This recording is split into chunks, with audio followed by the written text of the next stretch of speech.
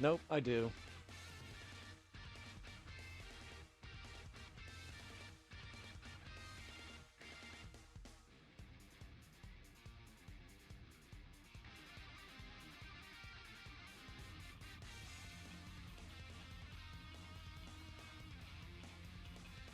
The brightness level does not stay consistent on this dumb thing.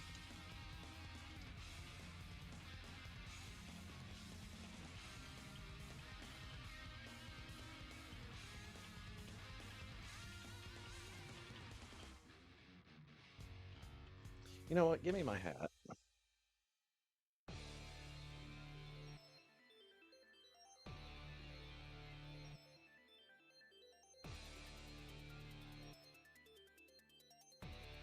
I like this song already. Hat, hat. Draw an aim from the hat. Zelda 2 Link. I'm not going to argue with that. Go with Uno. Second opinion? Missing? No.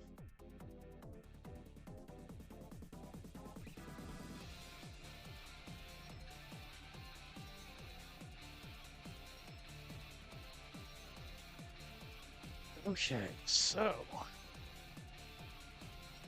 what the hell am I gonna need to do for Fanatic's Tower?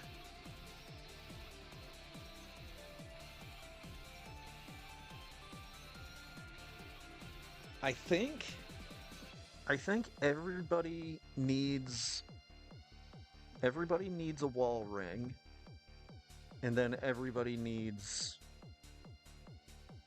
angel wings, so that everybody always has reflect and everybody always has float.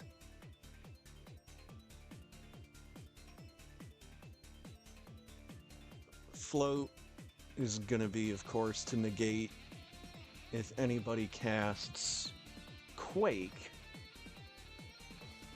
and then reflect rings, wall rings, should take care of everything else except for Ultima. Because I don't think any enemies in the tower know Merton. And I think that it's just the final boss of the tower does Ultima as a death attack. So I need somebody to get re-raise from Phoenix. And then we should be good to get that done and dusted. Now, I've already got somebody equipped with Phoenix. I think Edgar has it. So... But it doesn't matter, because everybody's gonna get it.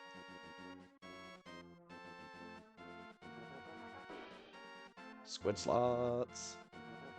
Lots of slots.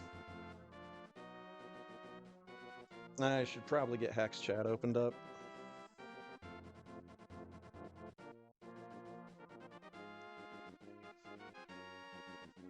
Hola.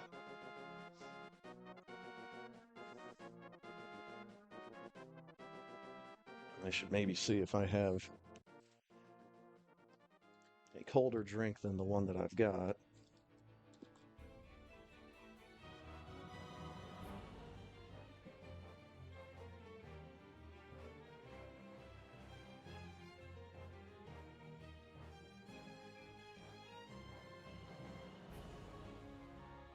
One.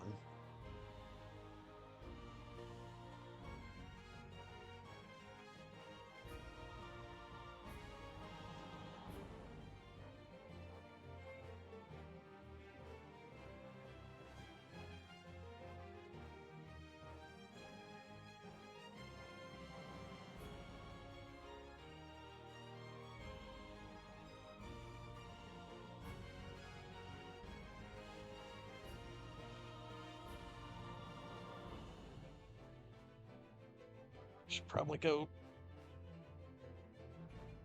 take a look at how many water bottles I still have. 'Cause I don't think I have a whole lot. And I could go fill these empty ones up. But they're not going to be cold. Unless I, like, put them in the freezer. Not really sure I want to do that. Anyways, I'll be right back.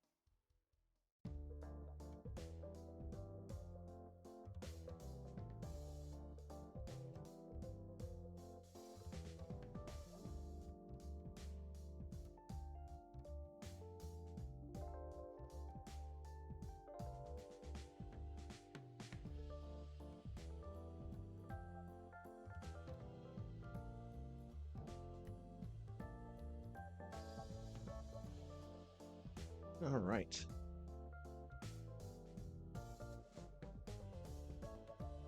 Windmill Hut Intense. Oh, appropriate song title, because if it sounds like there's some wind in my microphone, there kind of is. I not only have my main oscillating fan pointed directly at me, I have a smaller secondary fan that is basically pointed at the back of my head. Because, well, it's behind me. Now it's kind of off to my left, so I'm getting wind blown from that way. But also the sun has been baking my apartment all day, so it is very much still in like the upper 80s in the apartment. So it is probably going to be pretty late in the night by the time we start getting comfortable temperatures in here again.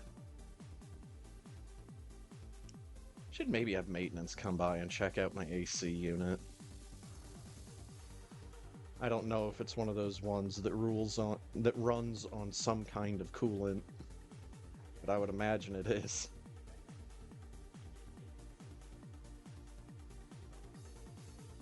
And not just have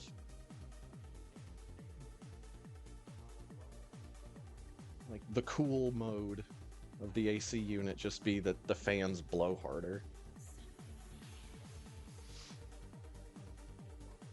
So the other thing I was trying to remember about Fanatic's Tower in FF6, I might just go look this up, but I seem to remember that having Gao there is pretty important.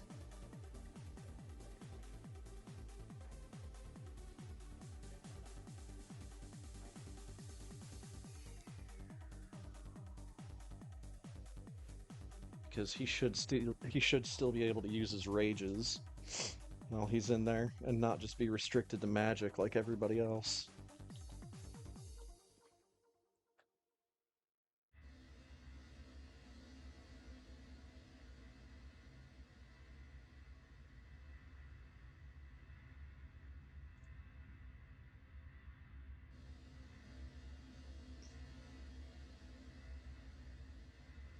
Battles in the Cultist Tower no longer count towards lifting the curse on the Cursed Shield in Pixel Remaster.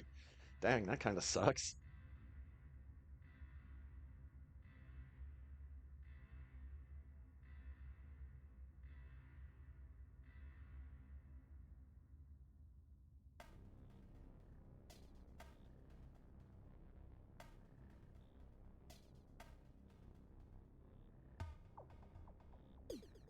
Umaro can attack normally.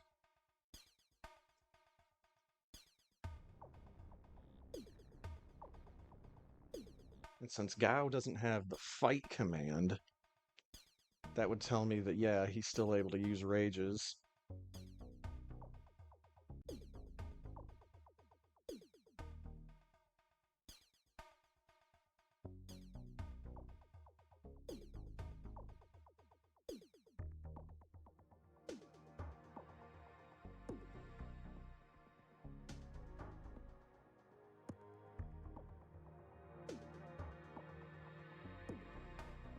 Oh, there are no save points in the tower. I thought there was.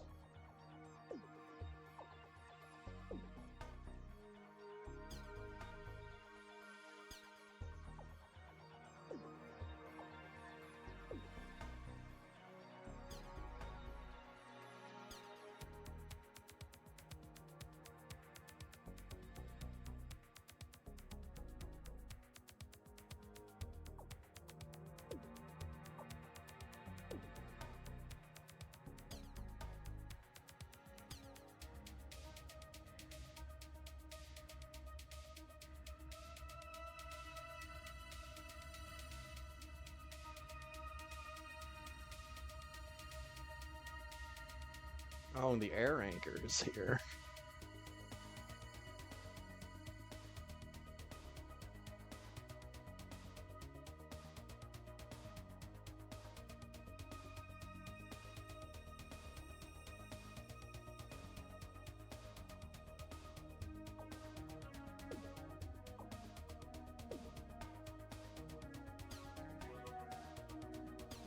Actually doesn't say anything specifically about Gao. Yo, what's up, Firebat? Running at diminished capacity tonight, but gonna try to power through it. Hey, all good either way, my man.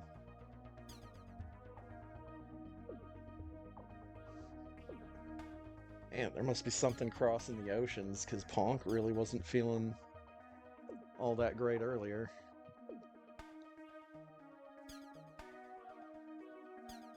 Thankfully, I managed to get through the tail end of Pokemon Emerald with a little bit of the quickness.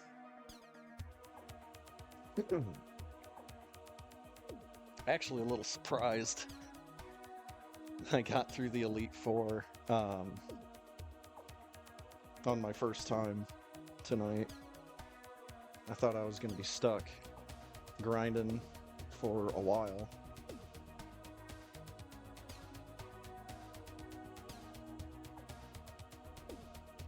Okay.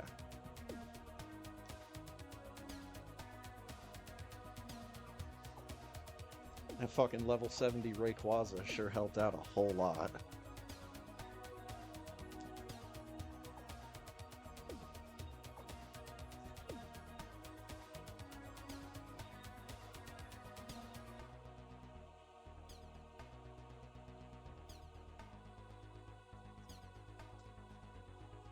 Let's get my good luck and have fun. Cut and copied.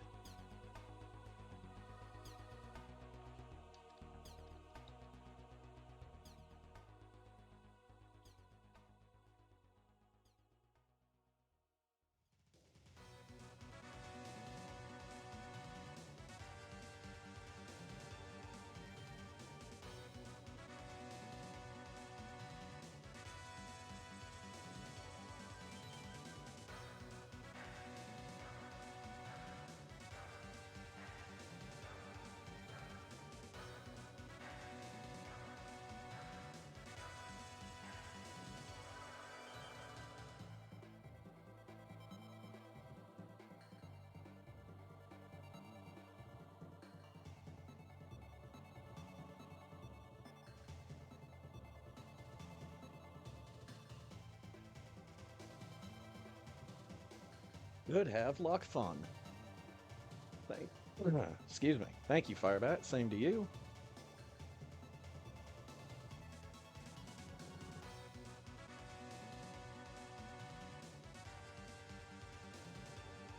Race will begin. In 3, 2, 1. Let's go.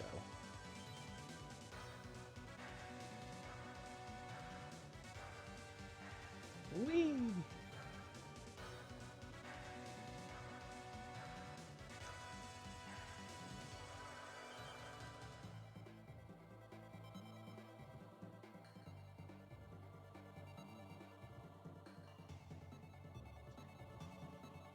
So, now I've been talking a little bit already about how my progress is going through Final Fantasy VI Pixel Remaster. I did end up doing kind of a later stream. It was either last week or the week before, either way. And I ended up getting a whole lot of the characters in the World of Ruin. And now, after tonight's session, I only have Strago to get. And then I will have all of the characters, but there is still a bunch of stuff that I want to get. 41-41.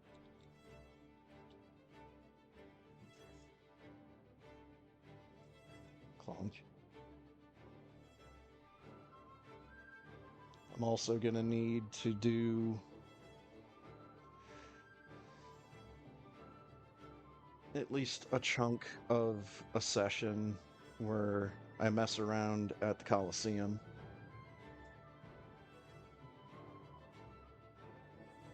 I'm also going to have to learn Pixel Remaster item names. It's reminding me a whole lot of when I played that Chrono Trigger ROM hack.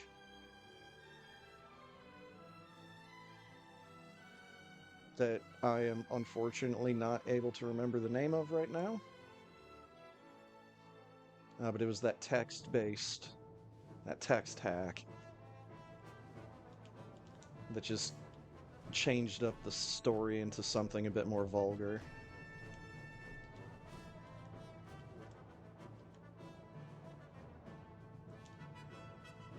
Because in addition to changing up all of the dialogue and a bunch of beats in the story, it also swapped around. Well, it didn't swap around, it also changed enemy names, item names.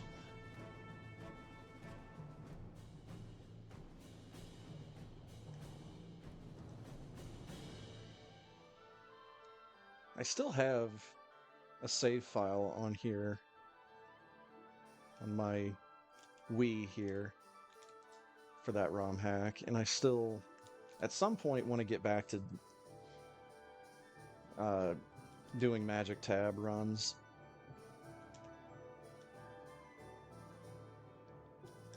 Just because I want to get...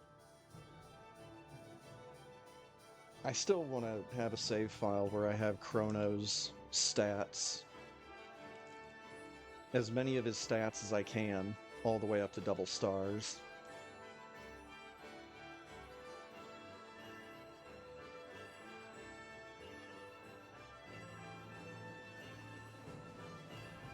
I don't think I still have splits for my Magic Tab runs. I may need to go back in the VOD history a little bit,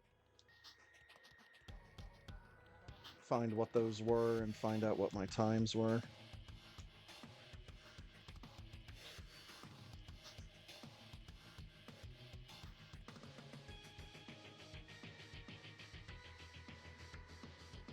It's one of those runs where it's especially easy for me to forget about doing my splits.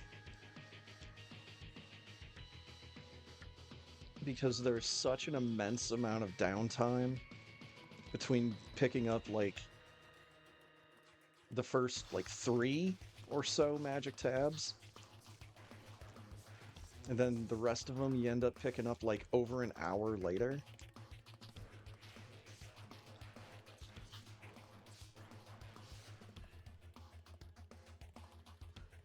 I'm trying to remember, I think it was 8 Magic Tabs was the number I ended up going with. It's just been a while since I've done the run, so I don't remember how many there were. It's either 8 or 6, but I think it's 8.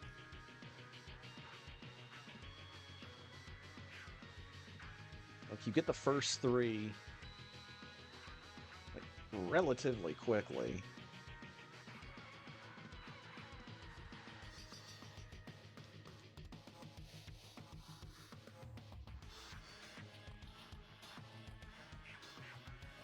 Then, like, you've got to do basically all of prehistory. And you've got to go do Magus's Castle. And there's just a bunch of big dungeons and big story beats that you have to go through. Not even gonna bother.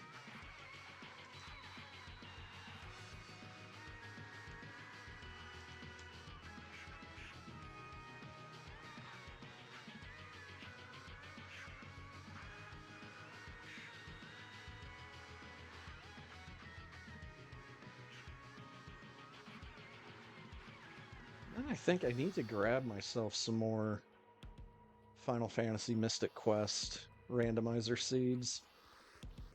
Randomizer ROMs. Mostly because I really like Final Fantasy Mystic Quest, and randomizer run up to a certain point, which is usually Fireberg. Does sound pretty fun. Mostly because I really like Fireberg. I think it has some of the best music in the game.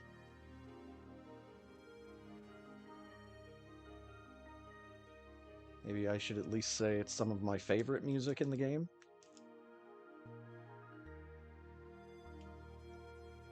That was not it. There we go.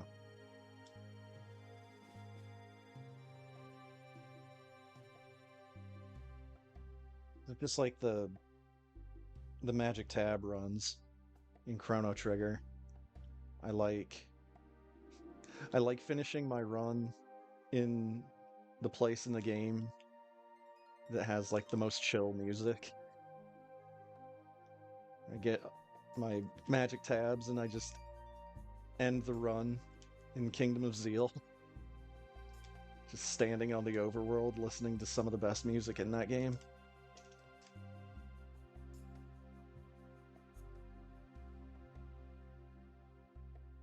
With FF6, there's just such a more... maybe natural is not the right word, but finishing after Kefka and Arsh, and you're still like a couple hours into the game, is a really good spot to call a randomizer session, especially since they've got Kefka and Arsh as a mode in Beyond Chaos EX.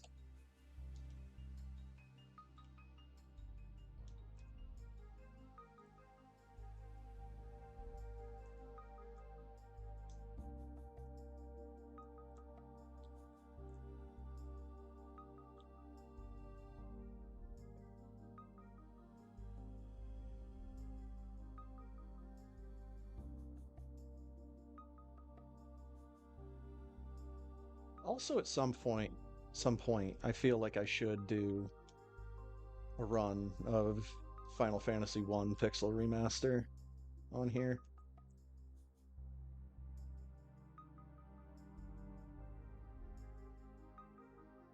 I'm an idiot.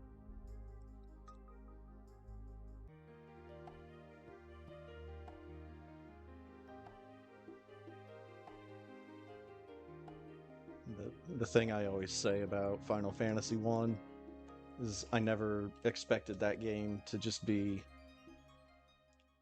like a cozy, fun video game. I always expected it to be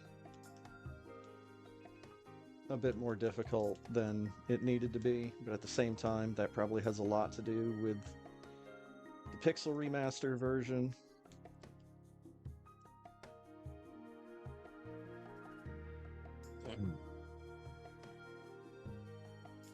Most notably would be like the experience modifiers.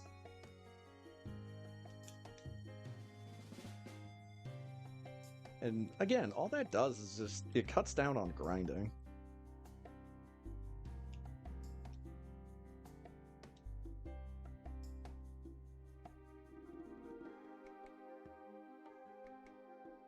Ah.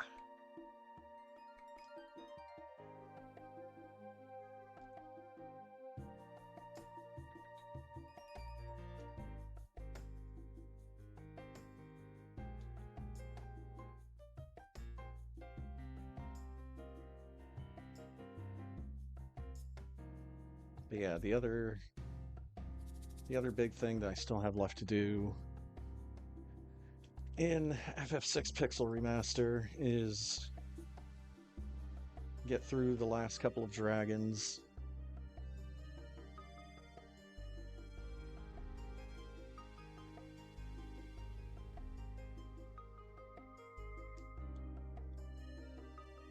Got him.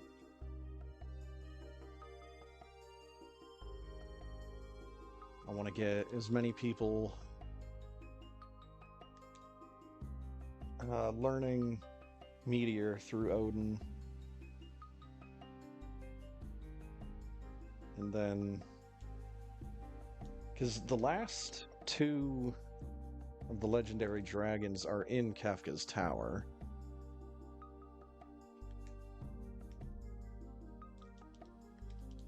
And I don't know if I'm gonna leave Kefka's tower once I get there.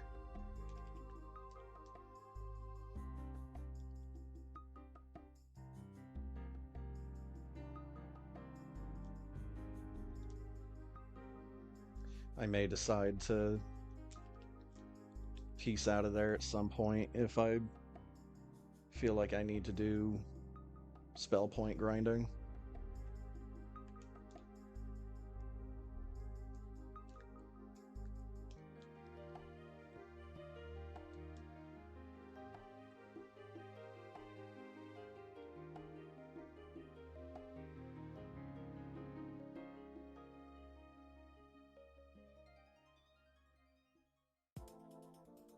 Did go through another couple of levels in Power Wash Simulator, which is not the most exciting news, but I don't know, I kind of enjoy that game.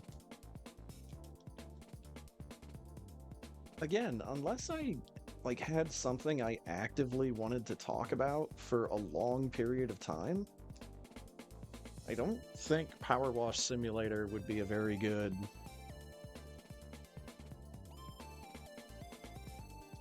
kind of calling the action as I see it kind of game.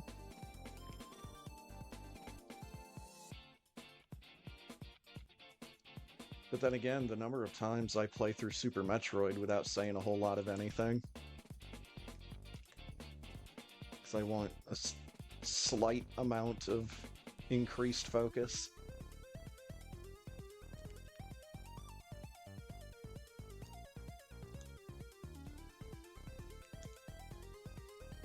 Oh, nope, there we go.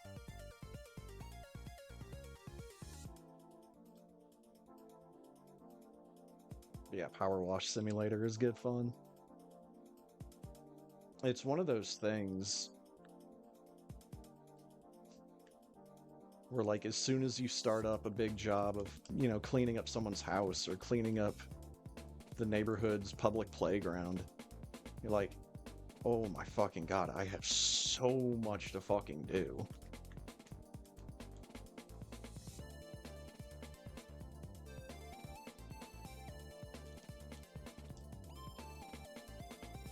But then by the time you're getting, halfway done with the job, you're seeing how much progress you've made, and it's like, yeah, this looks good. This is gonna look even better when I'm done.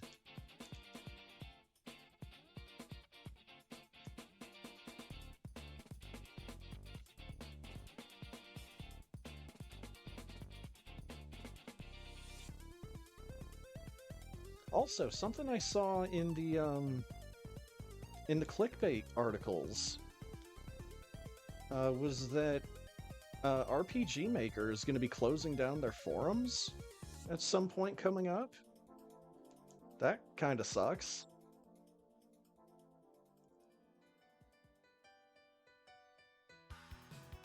May have to raid their shit. But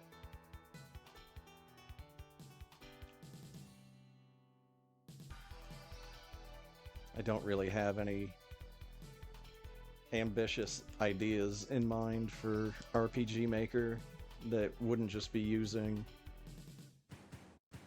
the included assets.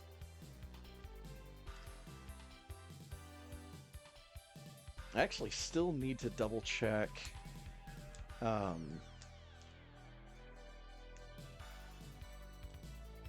my SD files and the updated version of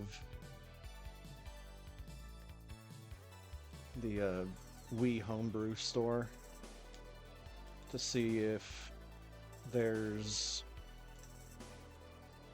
a file that I may have accidentally deleted that would give me access to Easy RPG, which is the app on here that lets you play RPG Maker games, because I know I had it on here, but I think I may have accidentally deleted it.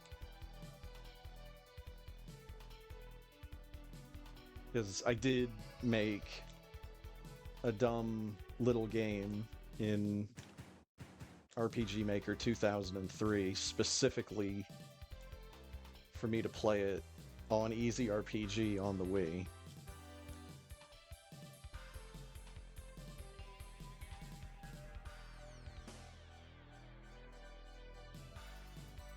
And if I haven't actually talked about it before, it is a lot like You Have to Find the Chicken, but it is a lot shorter and it has a lot more, shall we say, characters in the level for you to interact with. Also, the levels are nowhere near as big or as confusing.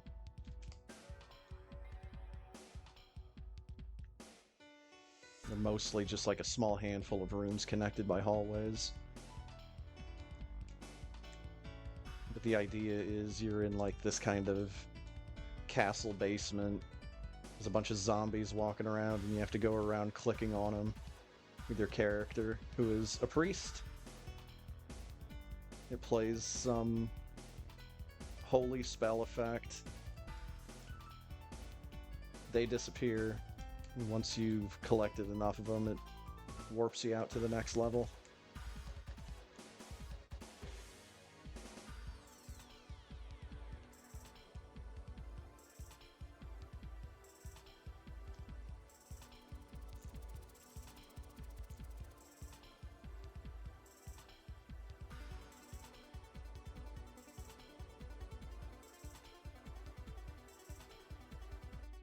Get me up and in.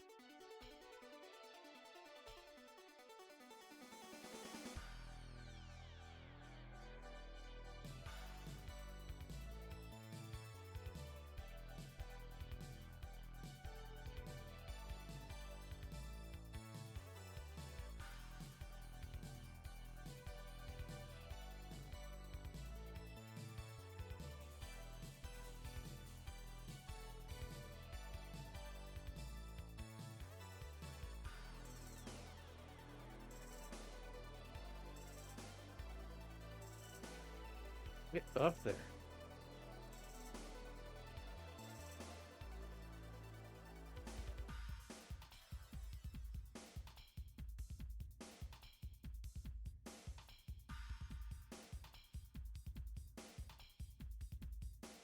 I guess otherwise I've just been trying to catch up on sleep when I'm able to, because with it being as uncomfortably warm as it can be in my apartment sometimes, it does make the concept of getting deep, restful sleep kind of hard at times.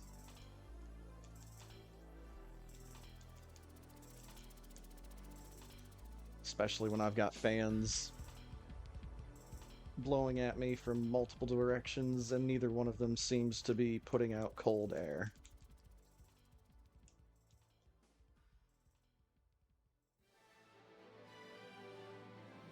Or even enough air for it to be cooling.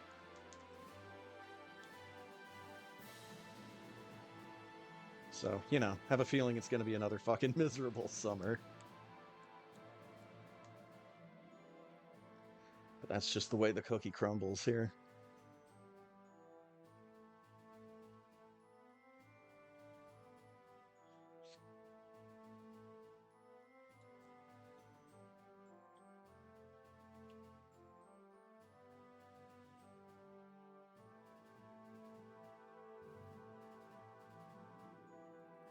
Okay, crabs. Oklahoma crabs.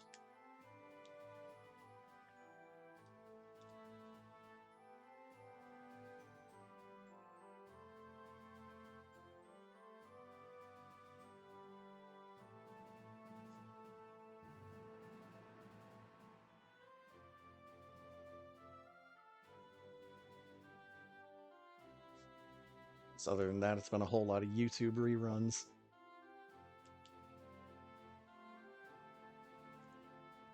Rewatching the VODs from my dude Jeweler playing through Elder Scrolls Battlespire and taking notes.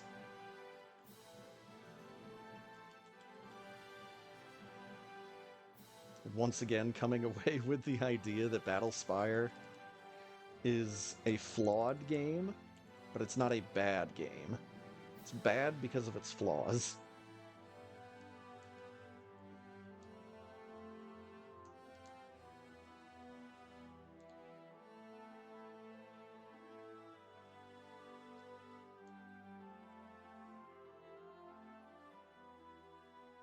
I think there was either a GDQ or an ESA or an RPG Limit Break VOD that I was watching / rewatching that was a speed run of Arena, and that game is just comedically broken to the point where you only need to do the first dungeon like 17 times or some shit. I forget the number exactly, but that's all you have to do. I mean, you have to go around to the different parts of the world to get, like, the quests unlocked.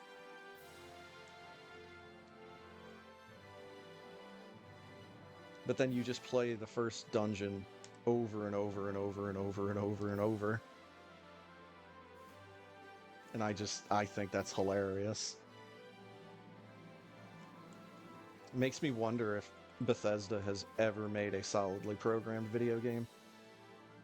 Maybe like their early sports titles weren't so comedically broken.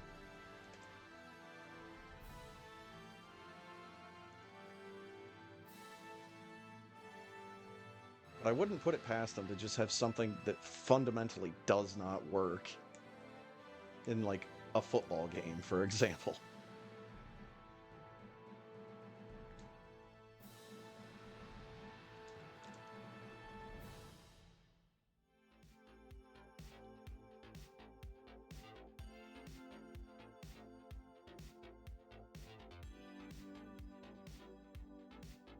Yo, this song's from Fury? Holy shit.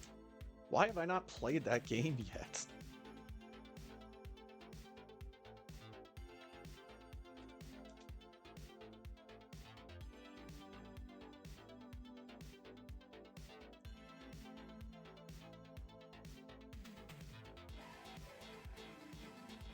I'll put this on the favorites list.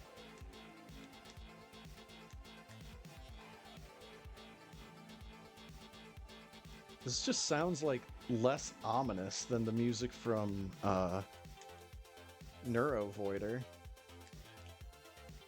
And that game has an amazing soundtrack.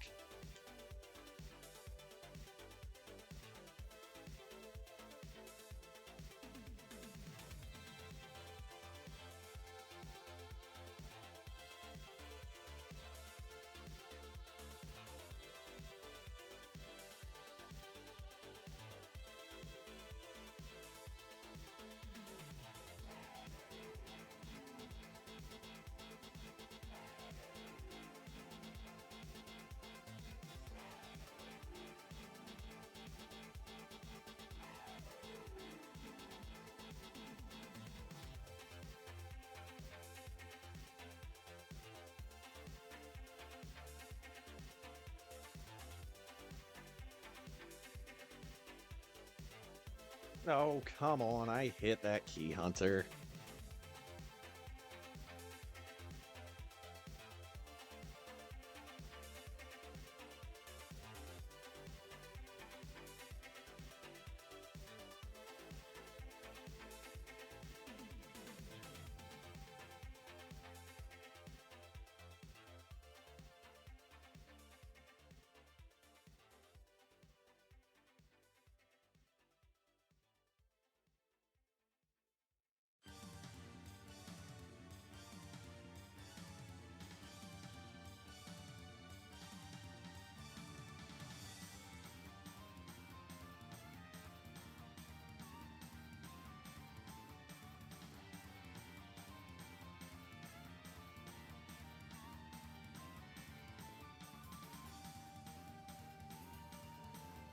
And something else that came up earlier tonight, I was just gonna, when I was still on the line with Ponk, I was gonna throw out a couple of games for ideas as to what we could do next week.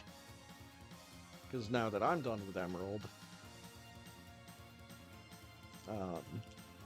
we are free to move on to something else.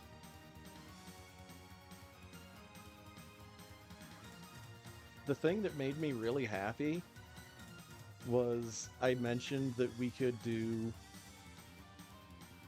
the tree farm idea in Stardew Valley, and he did not sound opposed to it. It's probably not going to happen for a while at this point, but the reason for that is because he suggested a game that apparently has split screen and remote play capabilities on Steam, and that's Baldur's Gate 3. Didn't know that Baldur's Gate 3 had remote play or split screen, which is kinda cool. So, unless something changes, that's gonna start up next week. So I'm pretty excited. I don't really know much of anything about Baldur's Gate. I know that people really seem to like Baldur's Gate 3.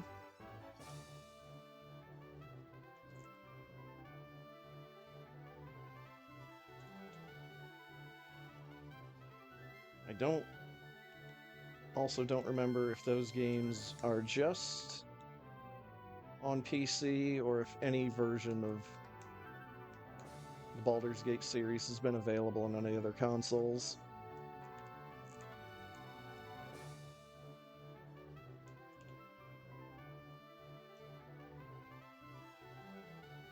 Had to take a split second there. Needed to vote for a song on Rainwave, even though it's not going to get played. Because I didn't see that somebody had a request in.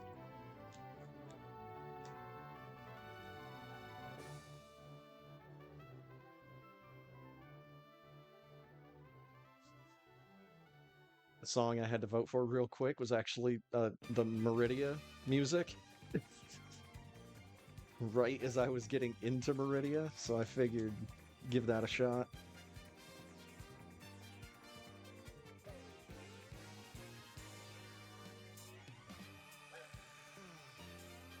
Also, this is really quickly becoming another song that shows up on my stream a lot. And I am not complaining.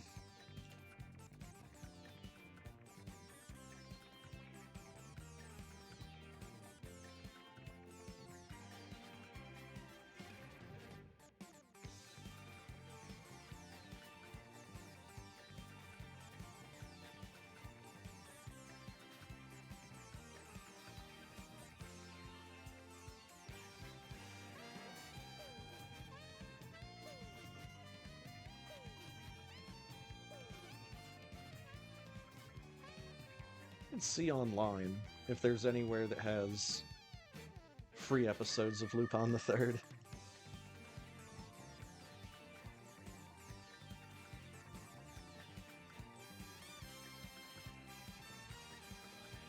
It's a good chance they're on YouTube somewhere.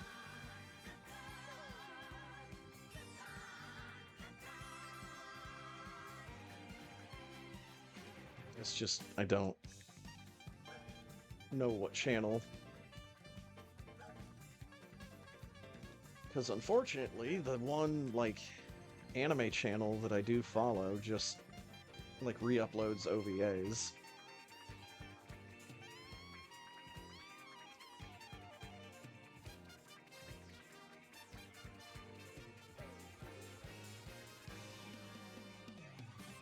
It was on that channel. That was, just recently rewatching the two original Dominion Tank Police OVAs. I still think that is one of my favorite OVAs from my childhood.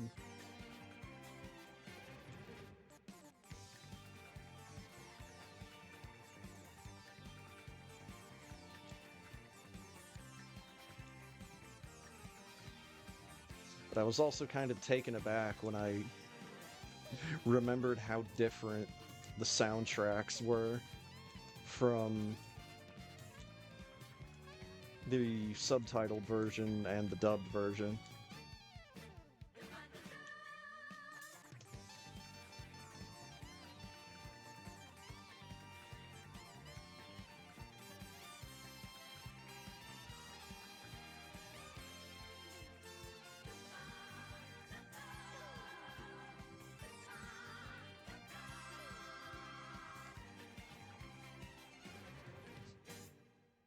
But as a pair of OVAs, the conclusion is pretty vague, pretty anticlimactic, and pretty confusing.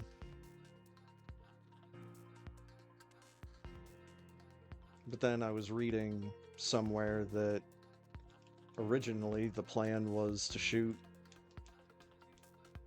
the OVAs as basically a pilot for the show. They wanted to make it into a show. And by the time they made it into a show, they had changed a lot of stuff about the show. Like, it wasn't just more of the OVAs, like the art style. The basic art style changed, but that's because Dominion Tank Police was a very kind of gritty late 80s, early 90s kind of anime.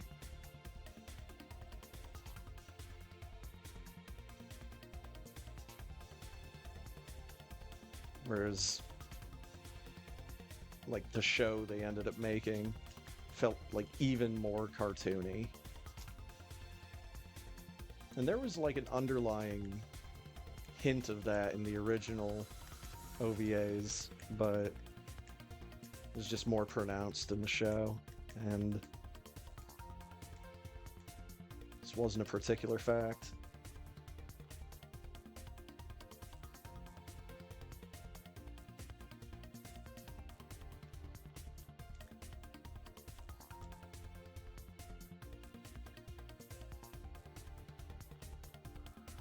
Really just wish they would have done another OVA.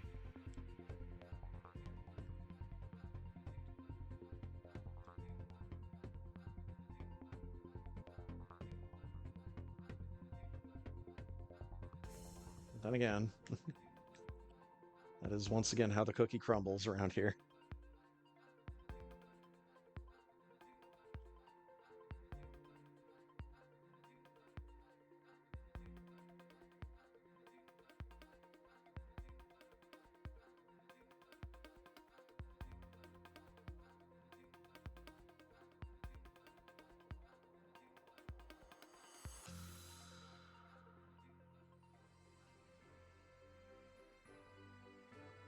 One of the YouTube videos I did recently rewatch was my dude Madular had a video a little while back about games that are extremely similar to Kingsfield. Not Souls-like games, but like Kingsfield-like games.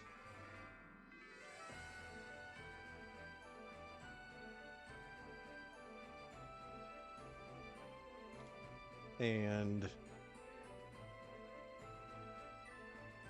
probably like the biggest example was Lunacid.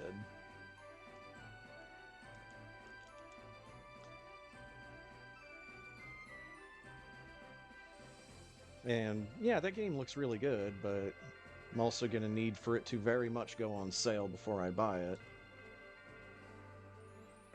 The other thing he mentioned is that there is still a community of people making games using like the Kingsfield game making engine that came out like in the late 90s, like 99, 2000. And, you know, of course, he mentioned the fact that the people that made Lunacid used that game maker engine to make kind of an in-universe prequel to Lunacid, so I have yet to check that out, but I did get a hold of it. As well as a like a modern remake of the original Kingsfield.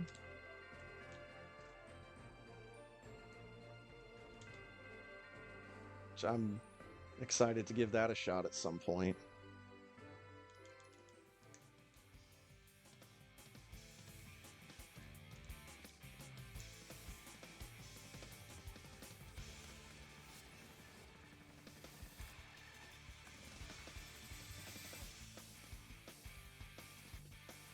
And of course, I have that one Kingsfield game on console. I forget how they did the numbering conventions of the game. I think America didn't get Kingsfield 1, but we got Kingsfield 2 and 3. And then they just didn't numerate Kingsfield 4.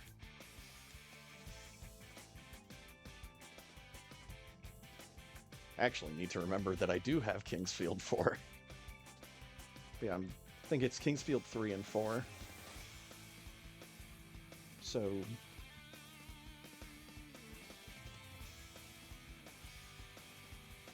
And I remember just like popping in Kingsfield 3 and being like really surprised. Like that game, despite it being like kind of slow and clunky, does actually feel pretty good to play. It's another one of those games, kind of funny, like Zelda 2. Shoutouts to my boy here. Zelda 2 is one of those games where once you figure it out, it's a lot of fun. But it does take a little bit of practice and a little bit of a learning curve in order to figure out timings and attack placements. To, you know, not just eat shit every time there's enemies on screen.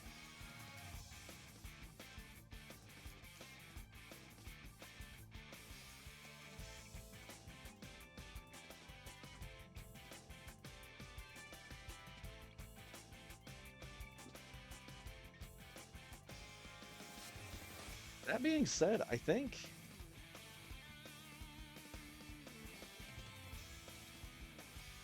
pretty sure Link to the Past and Zelda 2 are my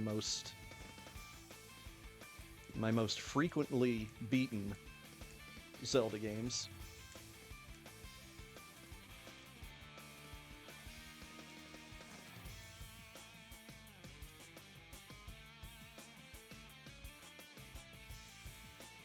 Like I've beaten Ocarina of Time a whole lot. That'd probably be number 3.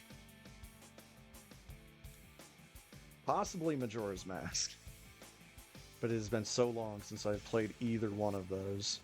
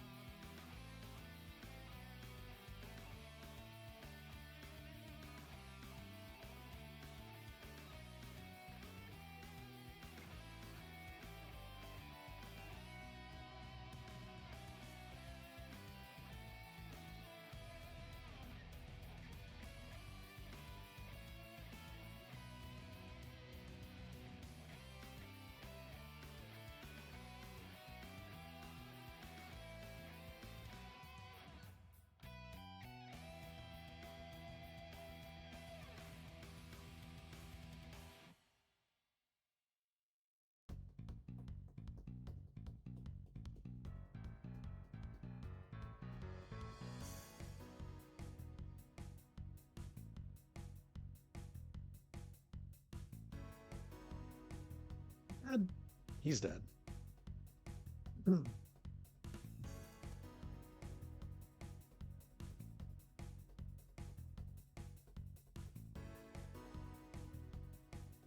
are also some neat looking custom Doom wads that I found. They're gonna make me want to get onto my other external hard drive and see if I still have GZ Doom on there. One is a Metroid inspired wad, and the other one is a Zelda inspired wad.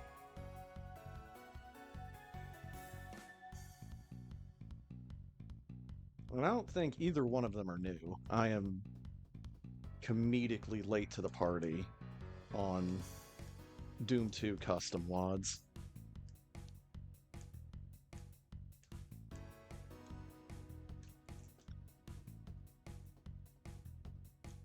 I mean, I may have gotten my hands on Doom 2 a couple times back when it was new, but nah.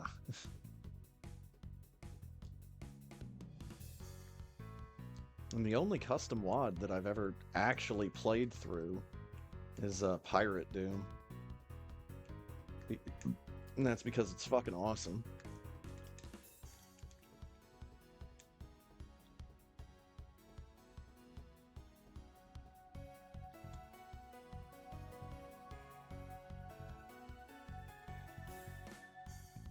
And the other big one that I need to make sure I've got my hands on, the other one that I keep mentioning every time custom Doom wads comes up, is Batman Doom.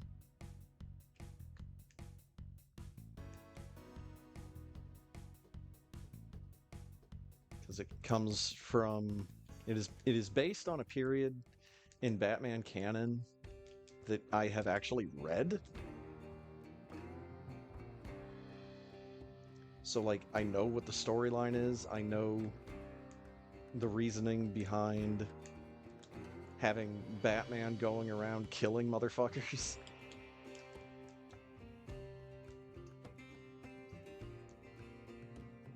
And of course, the reason for that is it takes place after Bane breaks Bruce Wayne's back. So Bruce Wayne is out of action, and that one guy that turned out to be batshit insane took over for him. Jean something.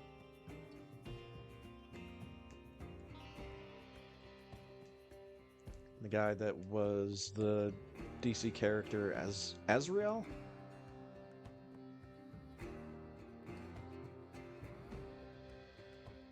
Yeah, this is all when Bruce is nursing his broken back. The Nightfall story arc.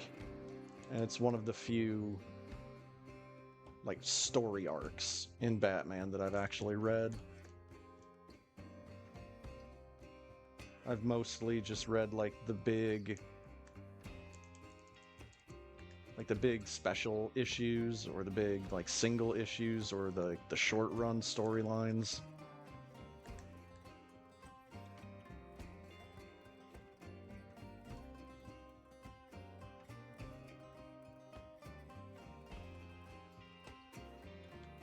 Fuck. Triple and double fuck. Because I missed landing on that platform.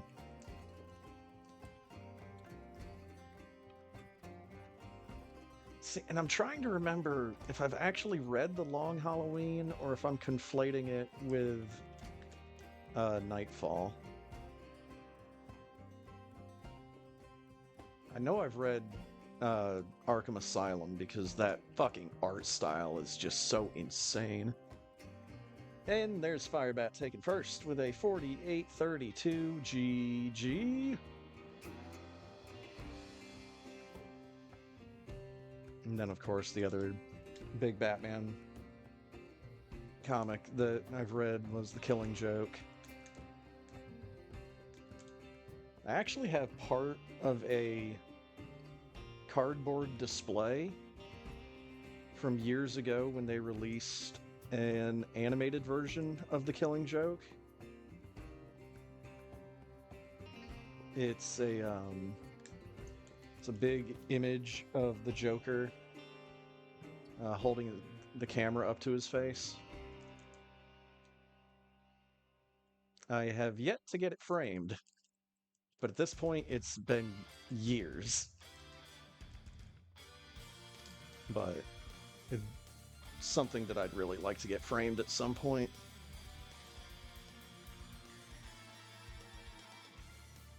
And it's one of those things where they either like send the display back to wherever we got it from, or they just like throw it away.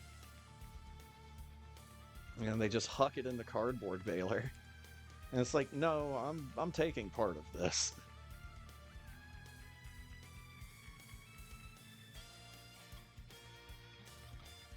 Nobody said anything to me about not being able to do that at the time, so statute of limitations is up by this point.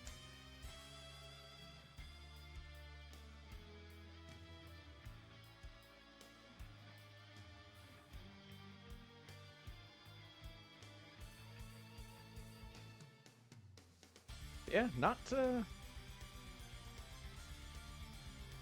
it's funny. I think it was because I collected like X-Men trading cards and because I had like sporadic issues from Marvel's other comics that I ended up like knowing a lot of characters, but not really knowing a whole lot about the stories they were involved in.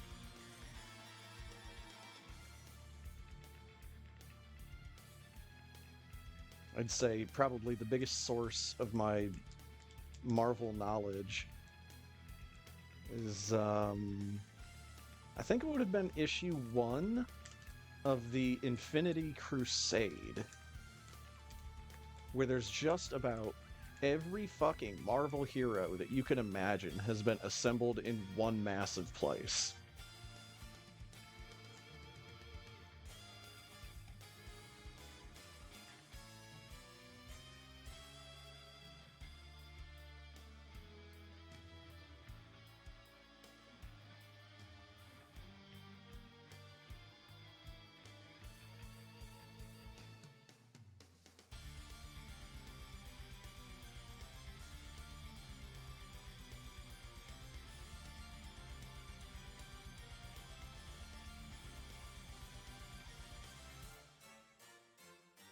Bonk. And the other thing is, I guess, um, I was definitely more interested in the 10-year-old reissues of X-Men comics than I was the early to mid 90s issues.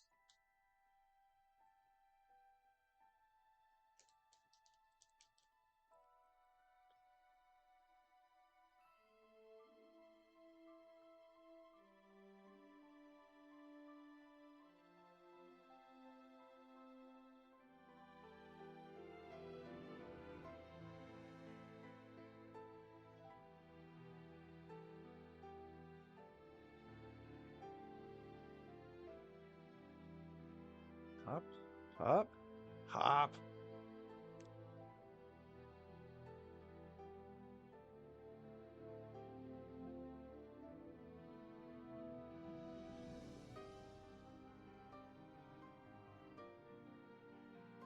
Knock, knock, motherfucker. Oh, knock, knock, motherfucker. There we go.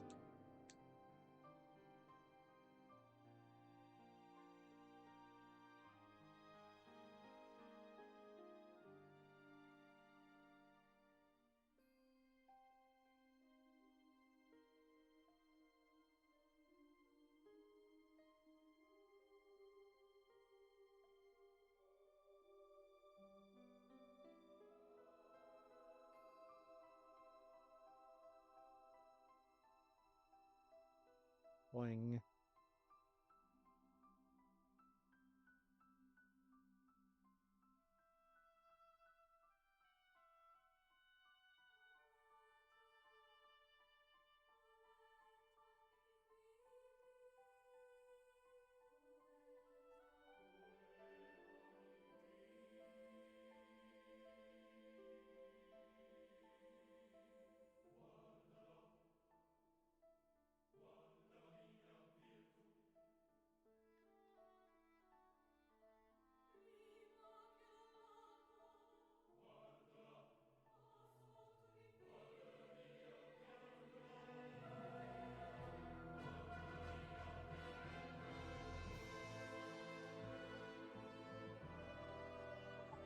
There we go.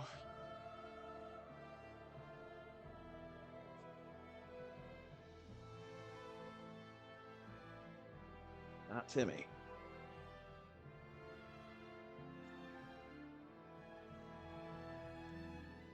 Blah blah blah blah blah blah blah blah blah blah blah blah blah blah.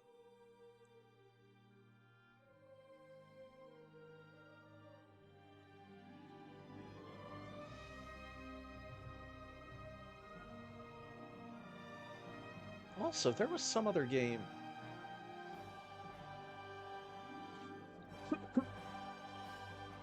Some other game that I had seen recently on Steam that I think is free.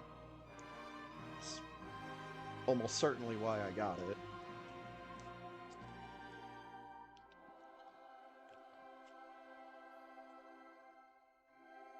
Called, I believe it's Orun? O-R-U-N?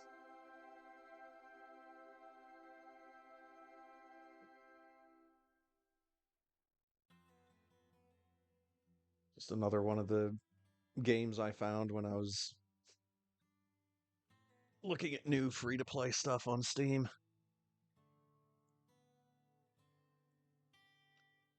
Looks interesting. 5612.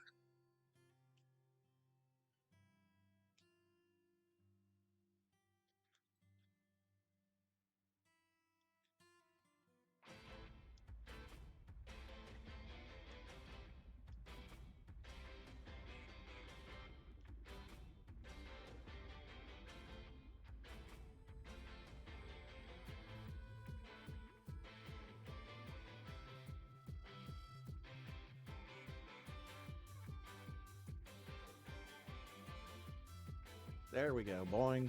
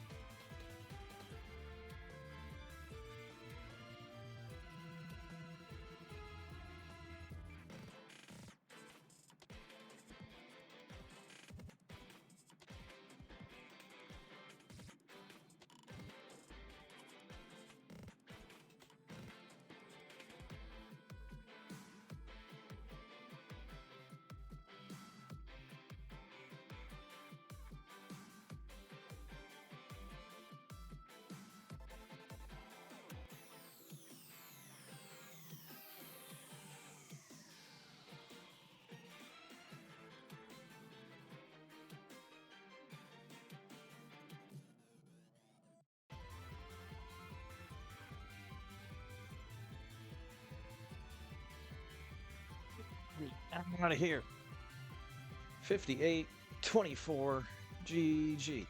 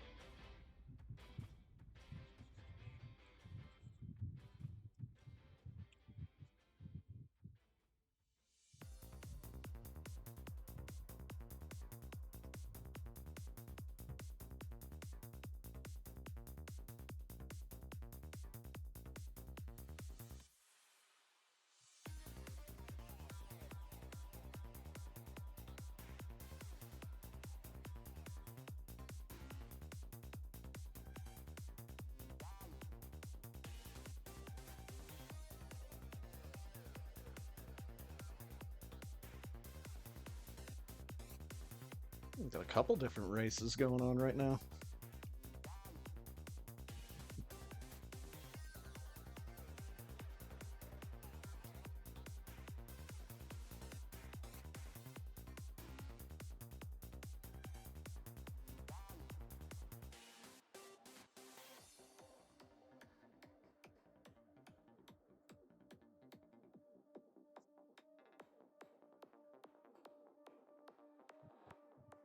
French fry preloaded with ketchup.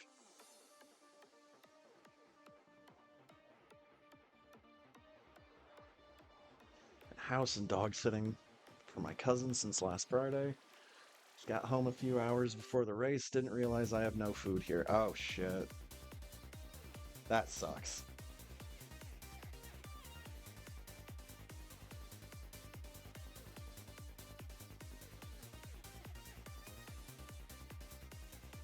I am almost in the same boat, except it's with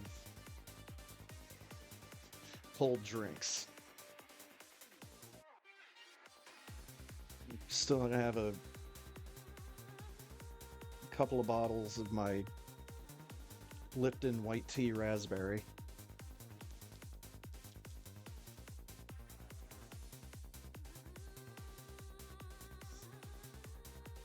This drink has been sitting here since right before the race, so it is not ice cold anymore. Preferred grocery stores are closed now. Yeah, that sucks. The ones around me that I usually shop at close at 11, but I know that doesn't help you.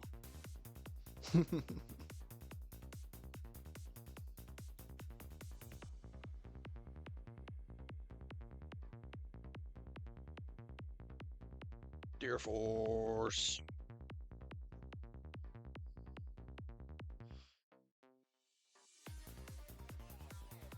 Yeah, usually, whenever it gets down to just water for me, I know that within like the next day or two, I'm gonna have to go out to the grocery store. I'm a weird one though. I've got a grocery store that's quite literally down the road and around the corner from me, but I really don't like shopping there.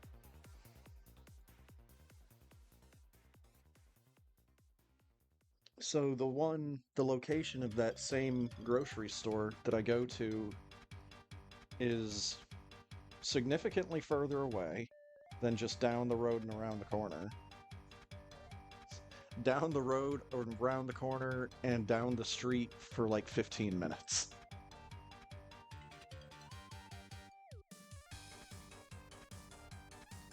But I've been shopping at that store for like well, well over 10 years. So I fucking know where everything is, even after their remodel. The one that's closer to me also had an active shooter situation not that long ago.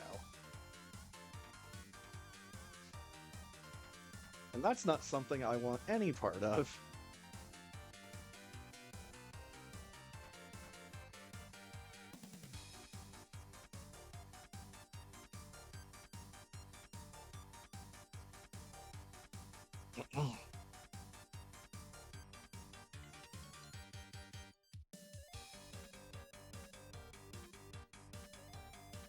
Yeah, both the my preferred location and the one that's just down the road from me are both Kroger's.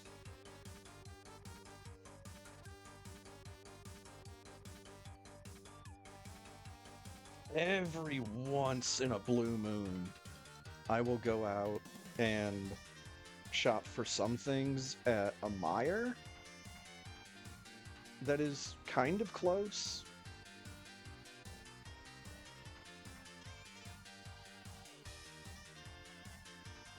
And um,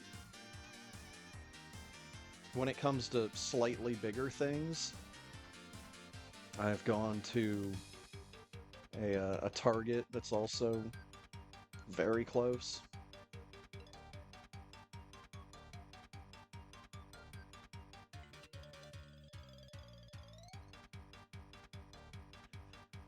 Like the old Bell's store, they just rebranded to BJ's or something like that. Yeah, the only rebranding of stuff around here that I can remember has just been all of the old Scott's grocery stores turning into Kroger's.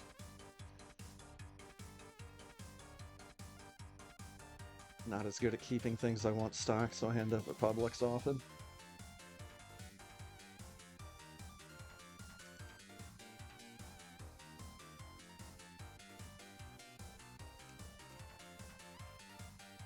See, the one thing that I really like about the Kroger that I shop at is the Asian food aisle has incredible diversity of products, unlike just about any other Asian food aisle I've ever been to in another grocery store.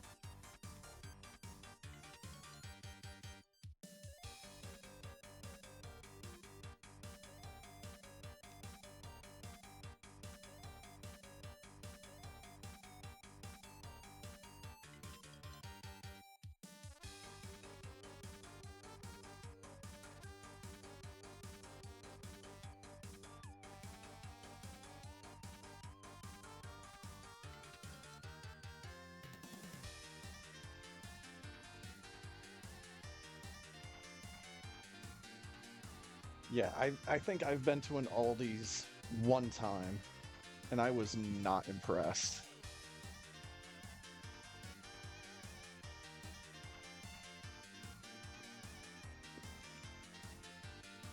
Winn-Dixie. Nope. That is not something we have up here. I've heard of it.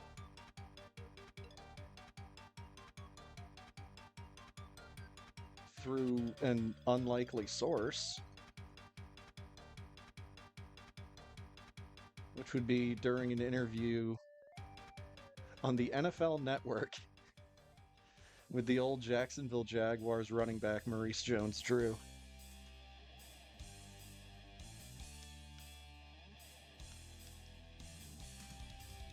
Out of every football player I can remember from the era that I watched, no one impressed me and simultaneously pissed me off as much as Maurice Jones-Drew. Dude was like 5'5", like 250 pounds of just rock solid muscle. And my goddamn Colts had just the worst run defense in the world back then. Anyways, I haven't watched football in ages.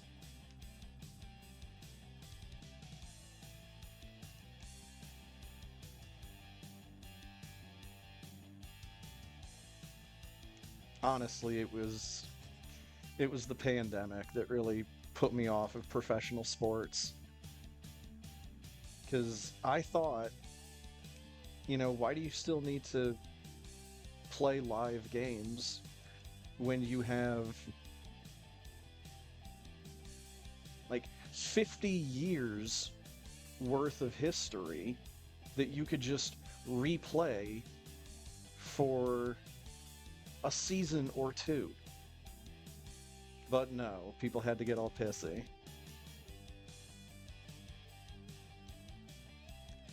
Because good ideas never work.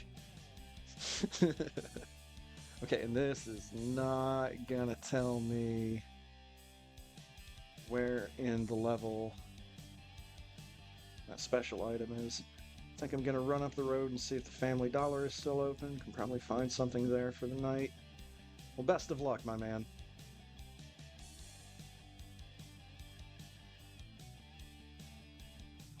If not, there's a McDonald's not far from here. Yep, at least fast food restaurants are starting to stay open later, as opposed to grocery stores, but who knows if we'll ever get back to those good old days of having stores open until for 24 hours. Alright, I need to get on the game facts for this game, look up a map.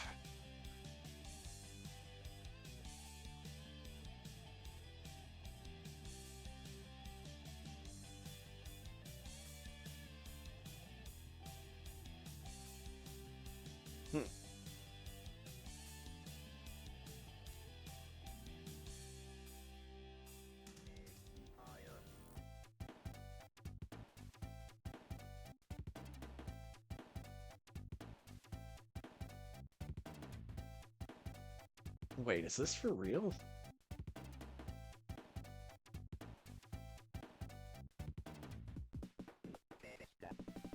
Fucking goddamn, really? A boxed copy of this game goes for $220 on Amazon? What the fuck? It's just like a really rare game even at the time?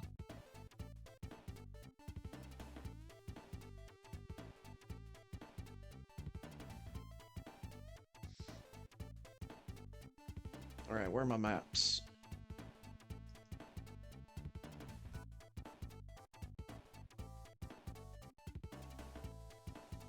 Oh, is this up in the part of the level that I don't have access to? Yes. Yes, it is.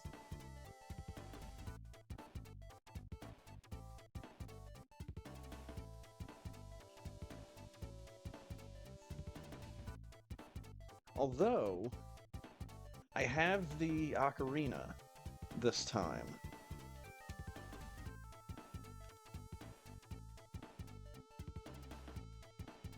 I have not been through this level since getting the ocarina. So that's going to have something to say about something. The hell am I? Okay, I need to just keep going, right? That's magic.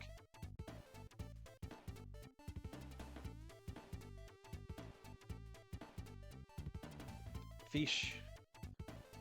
Fish. I need to go right better than this.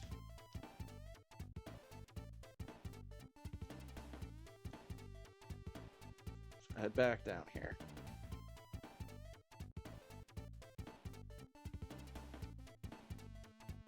Whee!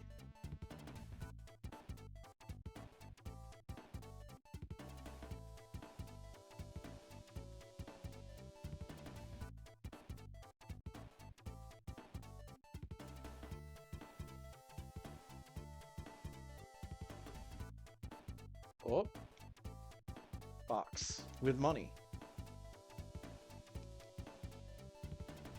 Okay, so I'm down there.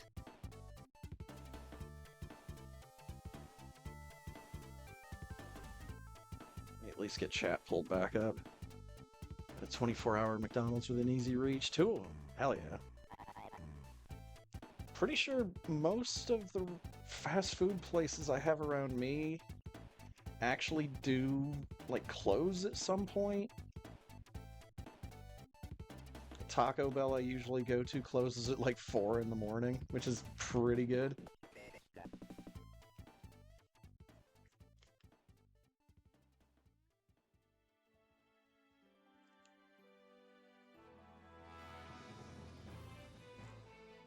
And it's the Burger King that I have just down the road a ways. It's basically like halfway to the grocery store that I usually shop at. They were like the first place that I saw that had started being open 24 hours again.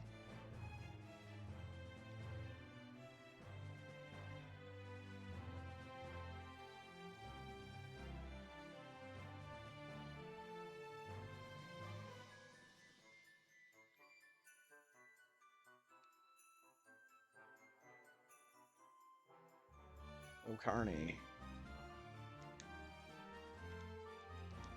Equipo. 11 flutes.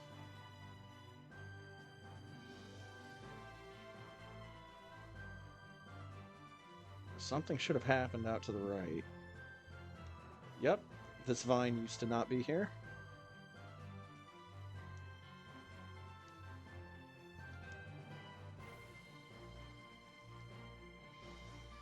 Yep, we're up here now. So I need to go all the way off to the left. Pig in a tree. Pig in a tree.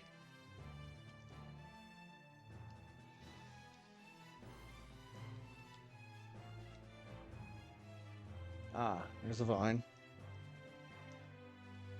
Fucking Yoku branches here.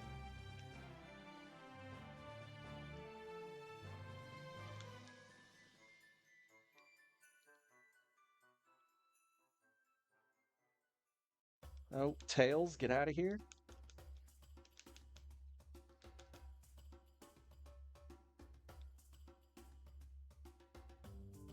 They should be in here. Huzzah!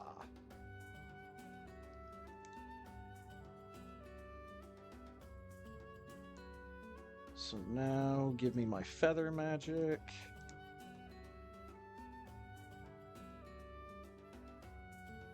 And that's level 1 done.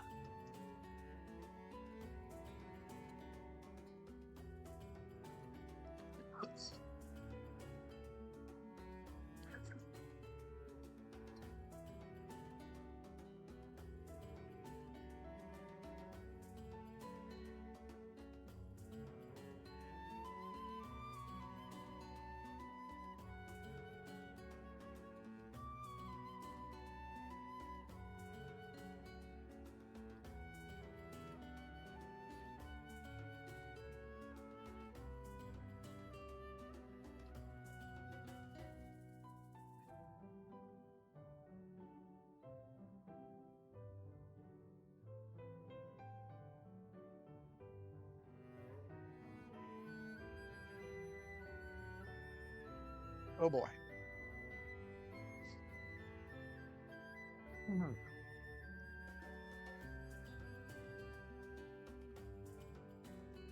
All right.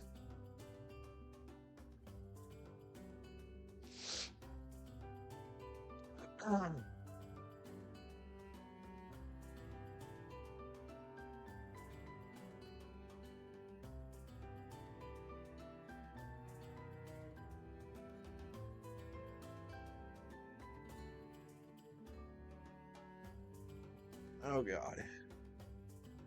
Where the fuck am I? Am I looking at the right map? I am not looking at the right map.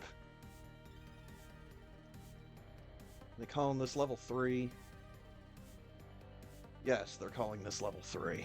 The hell am I going? All the way down to the bottom right.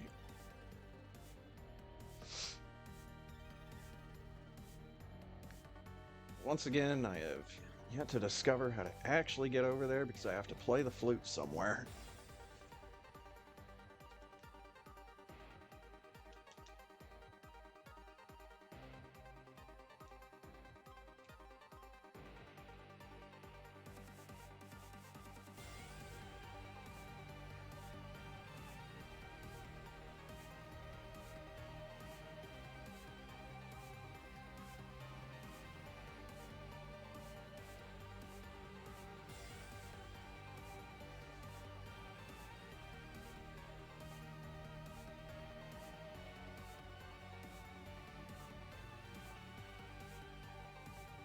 Okay.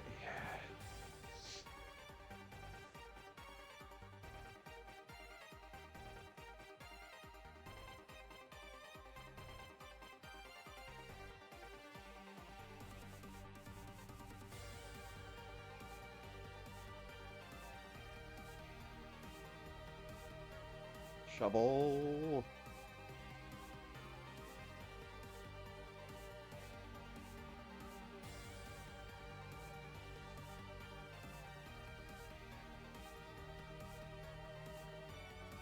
Where am I? I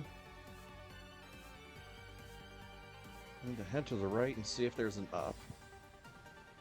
And then I need to change my fucking magic.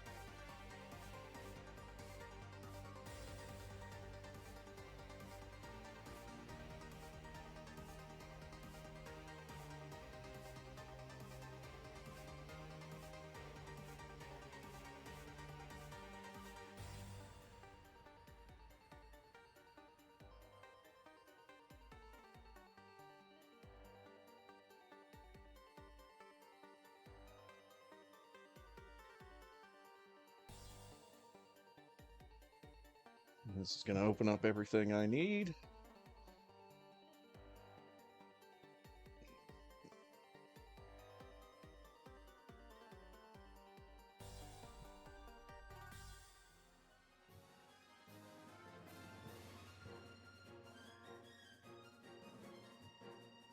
Oh no, dude. Hold on, what is that? The map says it's a magic upgrade. That's not that big of a deal.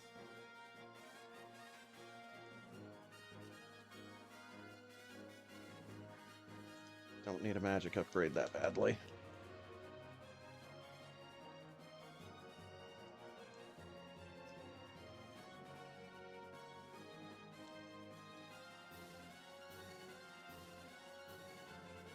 Oh, that's lava.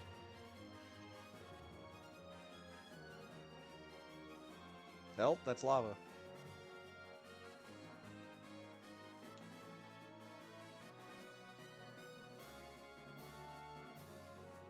Sunspell.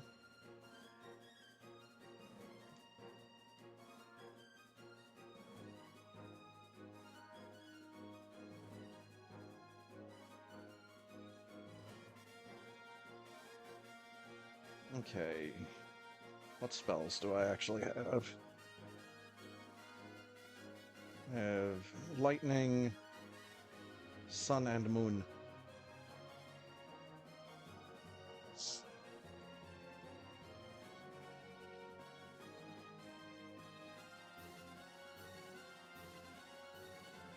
So, need to go get the star.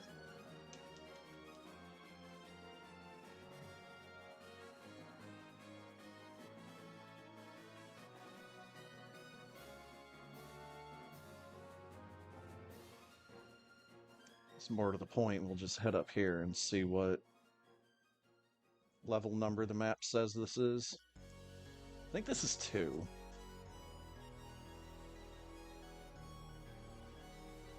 Well, my audio's getting nuked.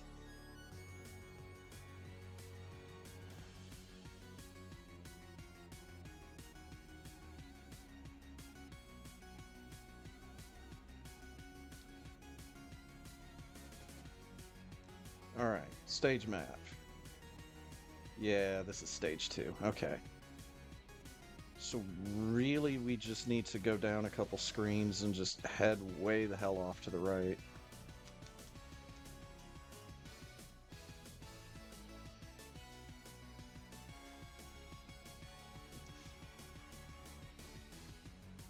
Somewhat fitting, because DuckTales also has snow bunny enemies that hide in the snow and are incredibly annoying.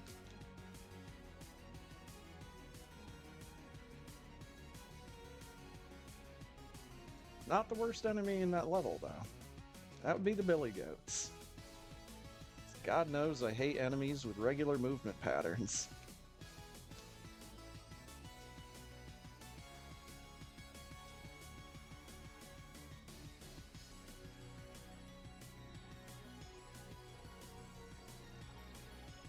God damn it, Higgins!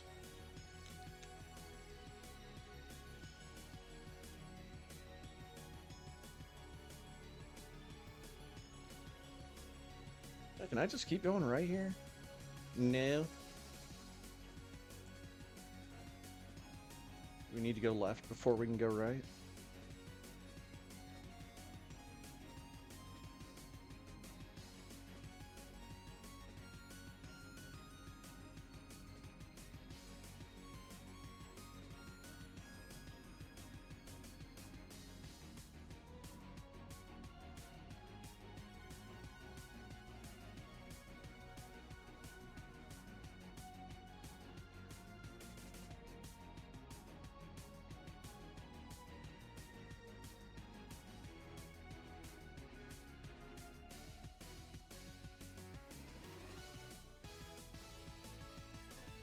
Okay, I think that's the fire shield, and I've already got a better shield than what's in that chest.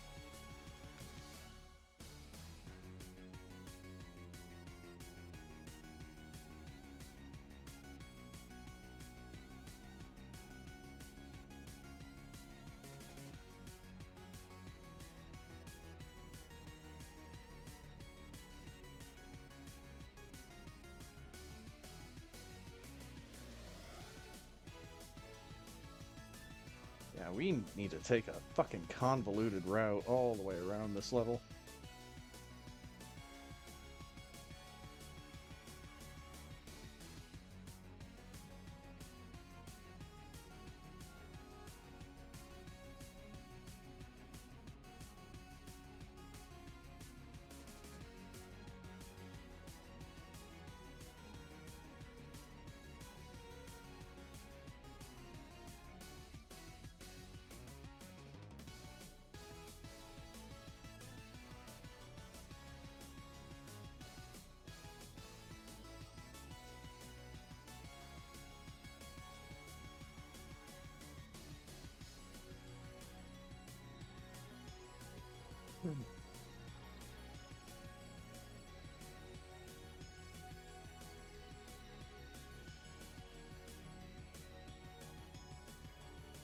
Yes. Equipment.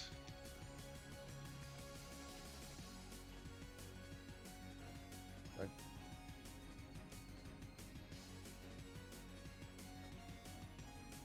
There we go.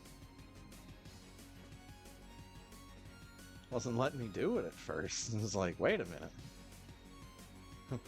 What the hell?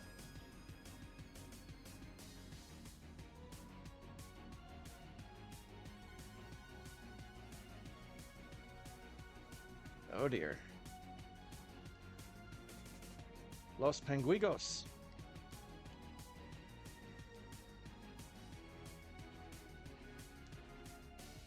This is the life bottle.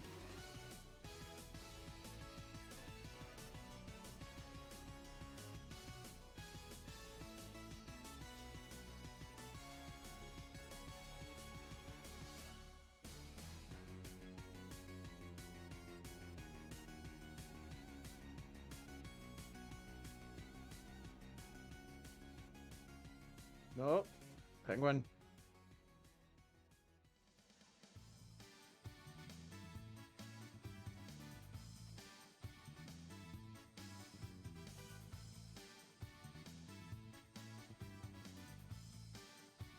Penguins.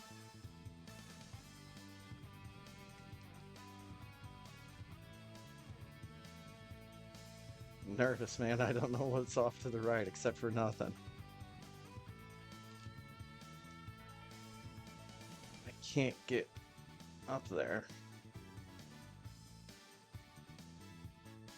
Fuck it. No, there's stuff down here.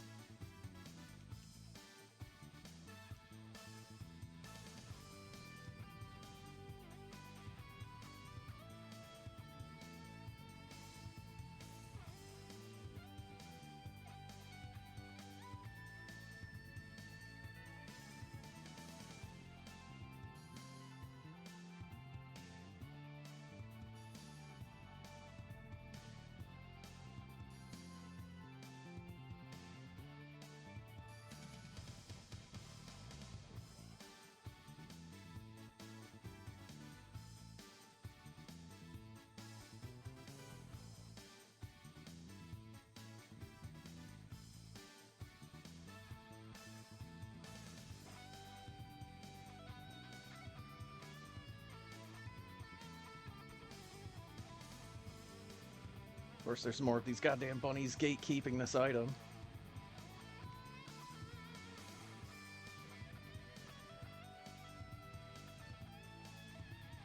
Fuck them, they can't all stop me. Star spell.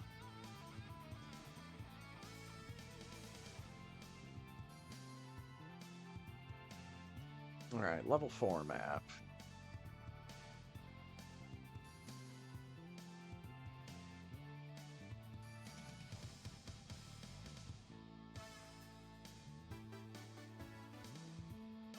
Magique. Feroz.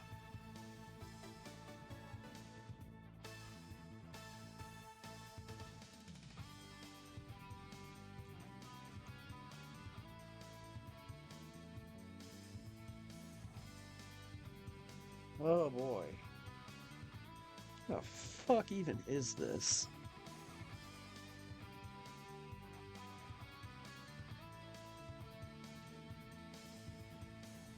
Like, way the hell in there.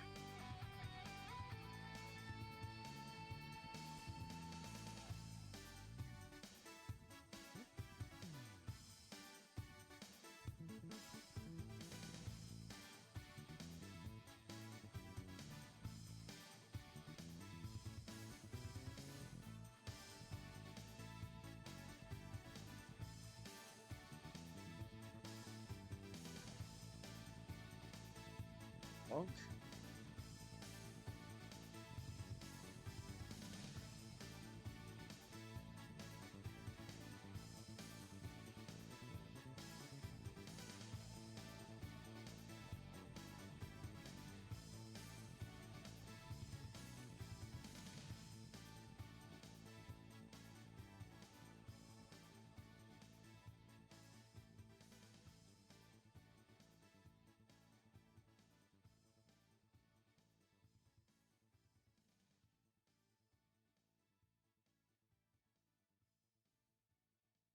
Puka puka. Ikum bokum.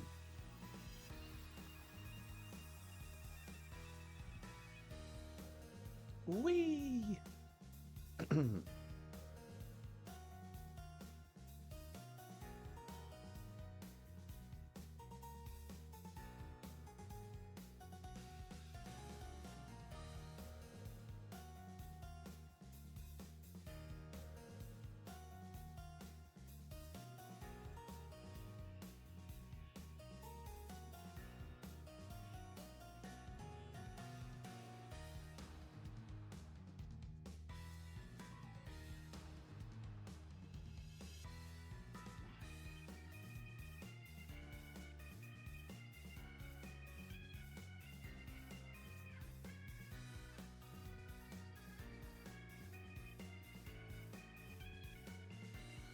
Okay, so I just came out of B.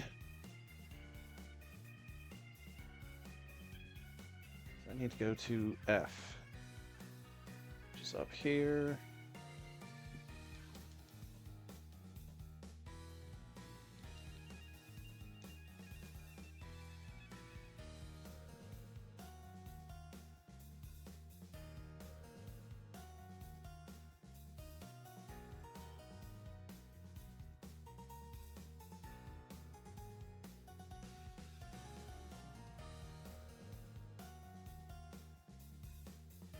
Oh my god, everything's killing me all at once.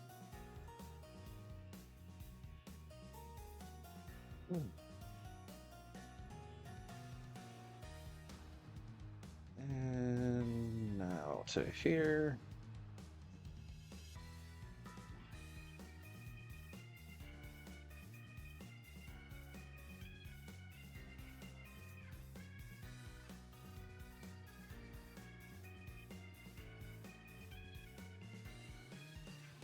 Oh, they take 2 shots.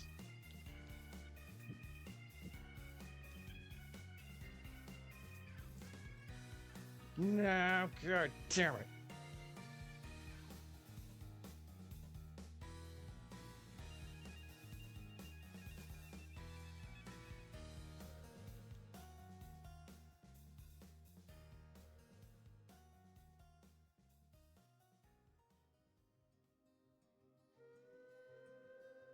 I need to start paying a little bit of attention because it is after 10:30.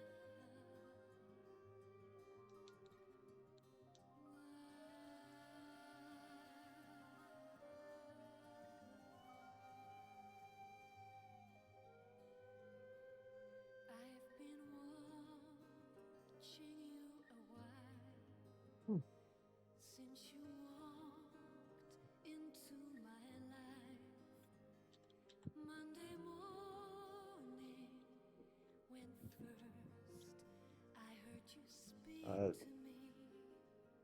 Pardon. Start race. Star race. Star trace.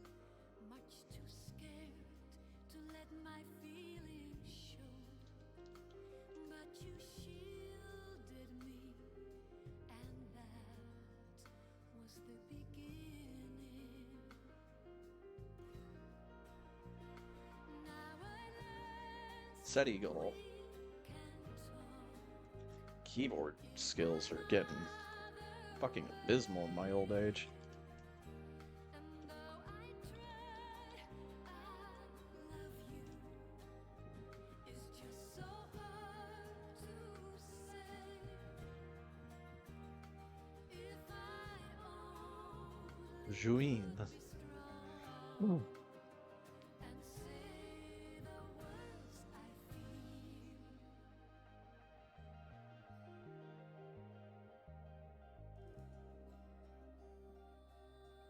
Okay, so then we go up and over and into here.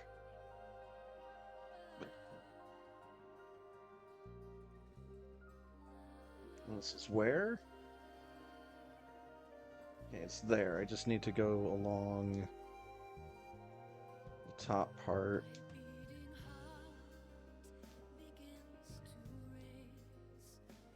My beating heart begins to race when I turn to see your face. I remember that sweet dream which you told to me. I wanted just to be with you so we could make the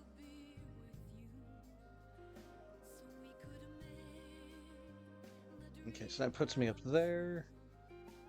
I need this over here.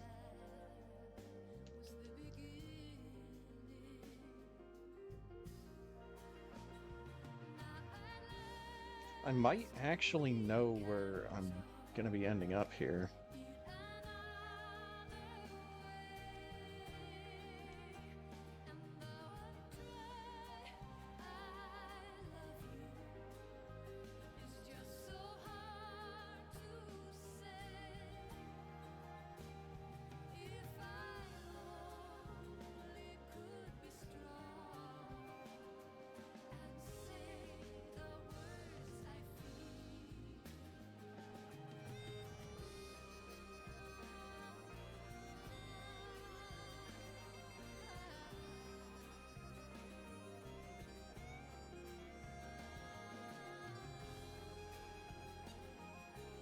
Okay, then puts us here.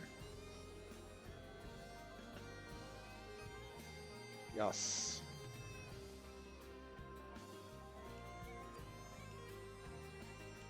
Equipment. Elven flute.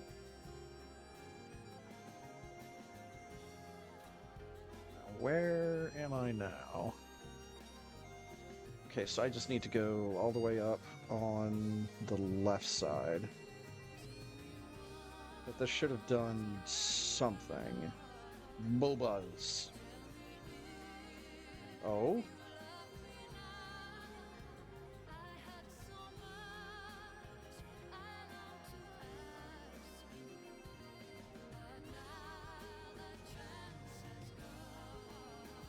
This is an interesting gimmick.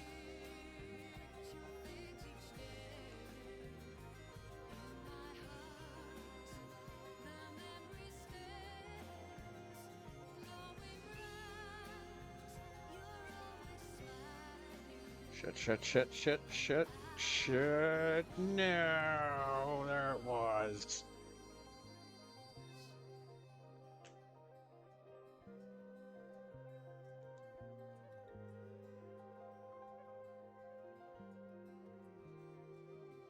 Fuck, I have to go all the way back.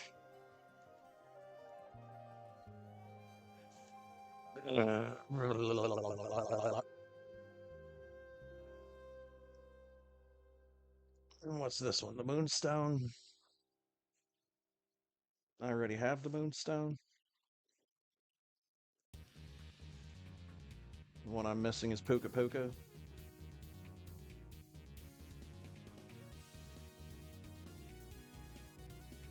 Yeah, 'cause there's not one in level 6.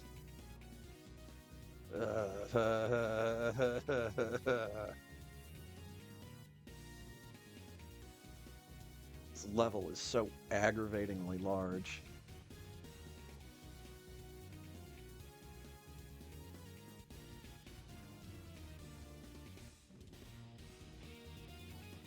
Family Dollar closed at 9, decided to get gas station junk food instead.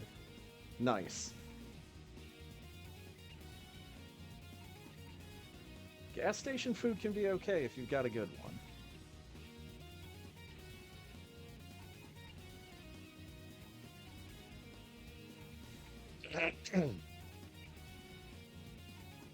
Have a gas station down the street from me that had pretty good breakfast sandwiches for a while.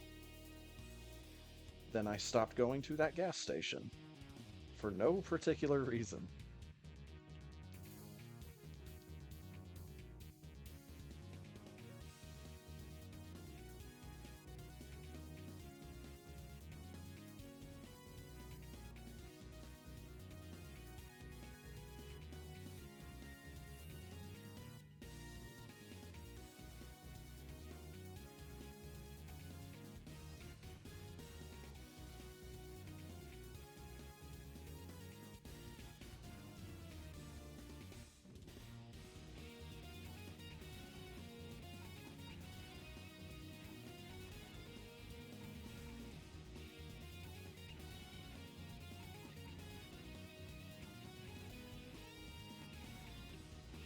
I recommended some cinnamon cookies. Nice.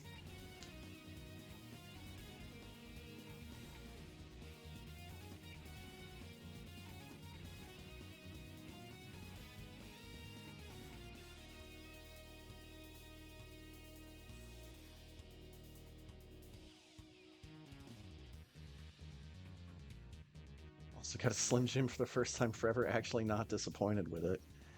See, that's the thing. Slim Jims aren't that bad. I like beef jerky a little bit better than Slim Jims, but Slim Jims aren't bad. Kroger brand knockoff Slim Jims, on the other hand, holy shit, I am never buying those again. They're just not good.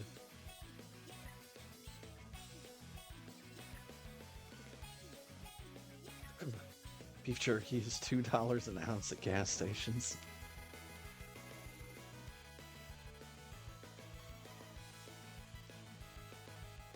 Yeah.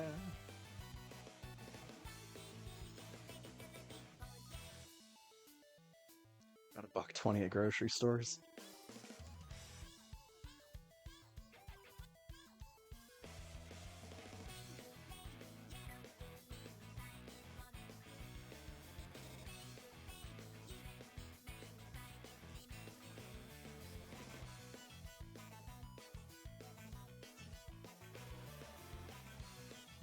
Like if oh god, I'd get beef jerky more frequently if I thought that I wasn't just gonna eat the whole fucking bag in one sitting.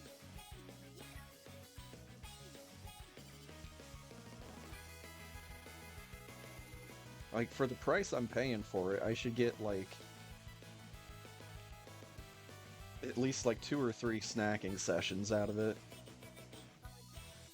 Instead, I can't trust myself around delicious food and end up eating all of it in one fell swoop.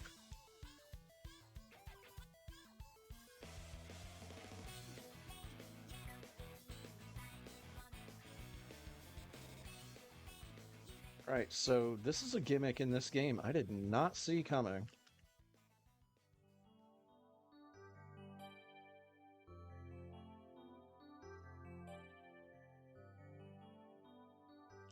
And it doesn't really control that well. Can I just pop, please? Thank you. Oh, that's the money. F. Where's the thing I need? Several screens over to the left and then up.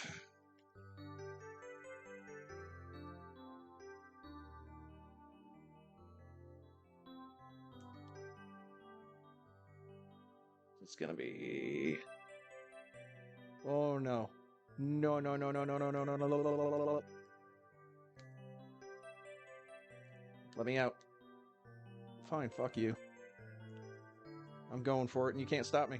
Ow, he stopped me. That's the Aqua spell. That's all of the spell balls. This guy can't even spell balls. Why? Why do I think that's funny? I shouldn't.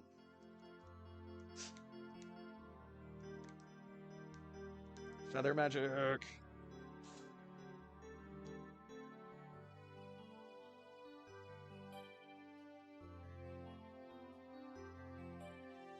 That's on cooldown. That's on cooldown. Yo, car from Fallout 2. Hell yeah.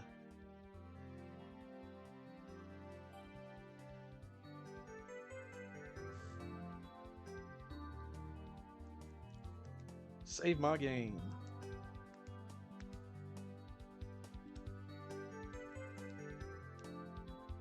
Why do I not have this on my list of favorites?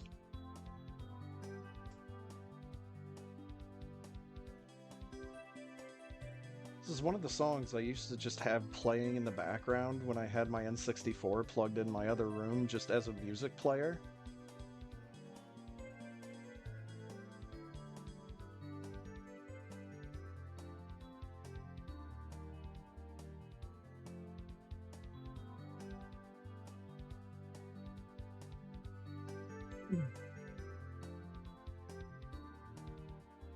You're right, the cinnamon cookies kicked ass. Hell yeah.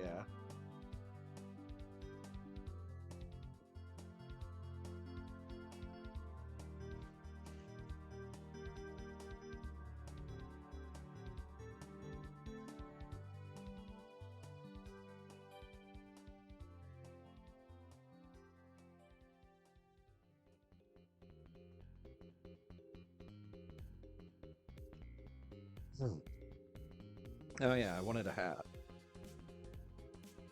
To me, my hat. Bonk. Draw me a name. Leg.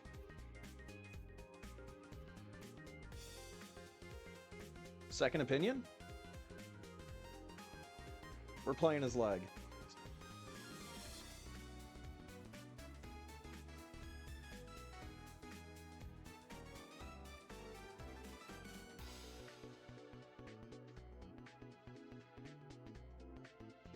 We have Leg in here. Is it Samus Leg?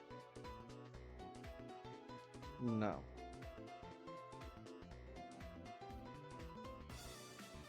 Should just be under Samus. Yep, Leg. Unfortunately, I don't think any of my Samus ROMs have the speed demos. Just haven't put them on there yet. But now that I got flips, might have to do a batch patch.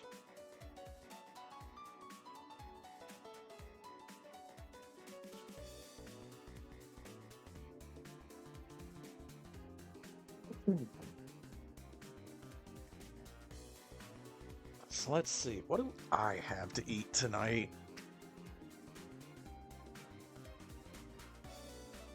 Probably just finish off my pack of Kodo salami. Some loose slices of cheese.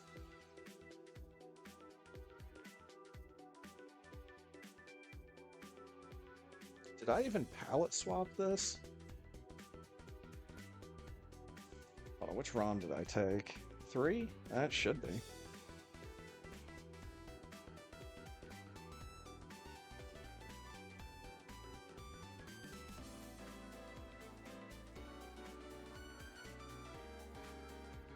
Look into patching multiple ROMs at once again.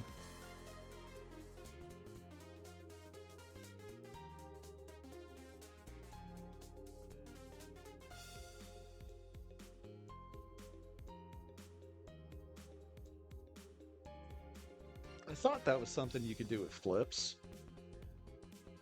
Or am I thinking of putting multiple patches onto one ROM?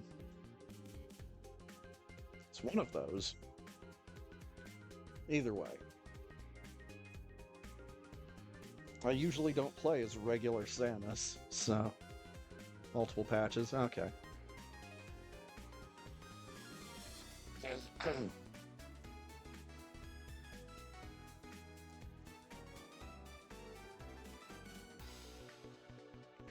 have no idea why this song sounds so fucking familiar. It has to just be that it's one of those songs I've been hearing on Rainwave for years, and not from, like, the actual game.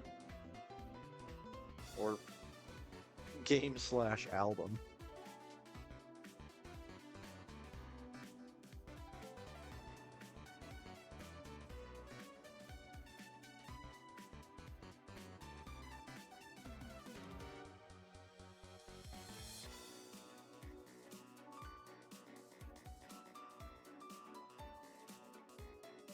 Hmm.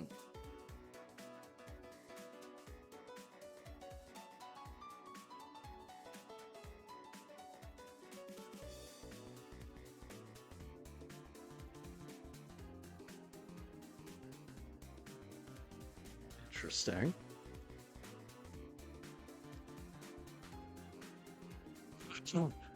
Anyways, I will be right back.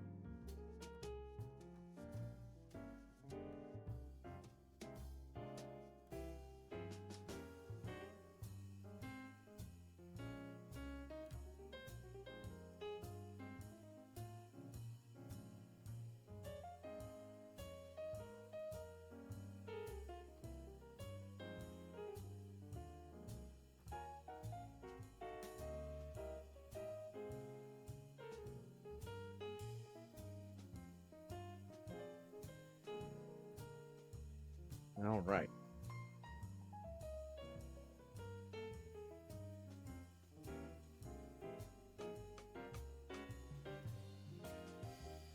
Also, just went to double check on what exact food items I still have in the apartment. And I've still got like 3 bags of this beef bulgogi instant ramen. And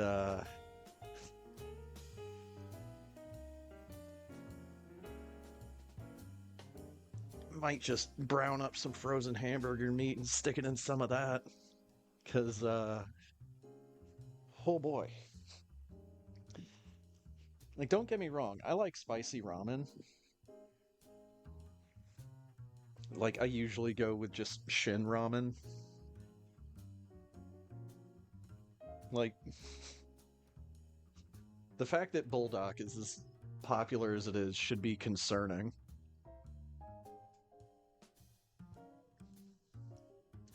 But, the beef bulgogi ramen is so good. Got a little bit of sweet, little bit of spice, little bit of tang. And honest to God, one frozen hamburger patty browned up nicely goes with just about any instant ramen I've ever had, just perfectly.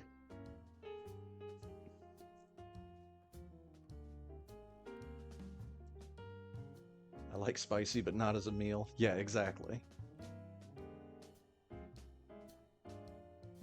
My one my one exception would be buffalo wings, but it also depends on the buffalo wings.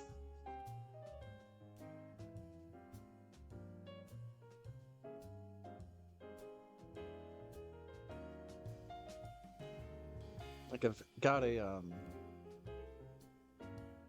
bar in town um that has really really good wings, but like they're like what I call party wings, where they're very crispy, but they're not very big.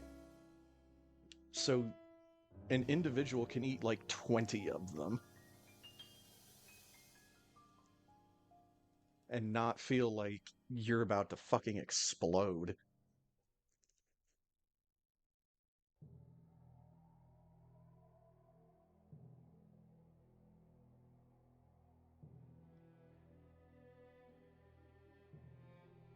As a comparison, I think that like Buffalo Wild Wings wings definitely have more meat on them than this other bar that I'm talking about, but they're definitely not as crispy.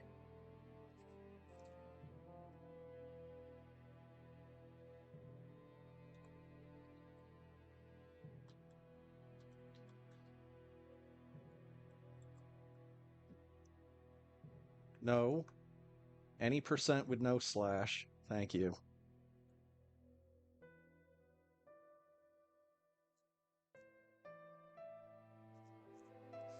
Do I still have my good luck, have fun? I do. Alright, let's actually get ready. I hit the button right when it was transferring over to the demo. Let's make sure this isn't some weird ROM that has save data but also the cutscene. I don't know what was up with that one ROM that one time. The weirdest shit in the world.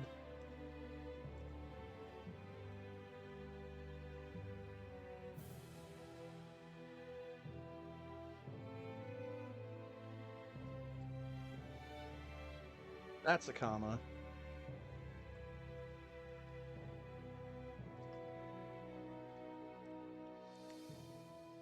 Let's get IRC reset to the proper size. Wings would have been good, but ain't nobody got time for that. Exactly. This is why I really like that my grocery store has already fried chicken, fried and refrigerated chicken, fried and refrigerated buffalo wings.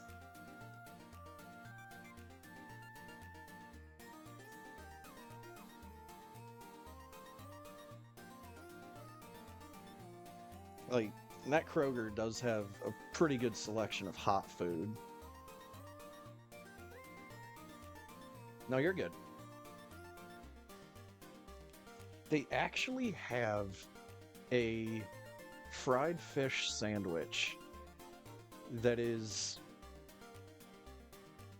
a little bit better than a McDonald's filet of fish,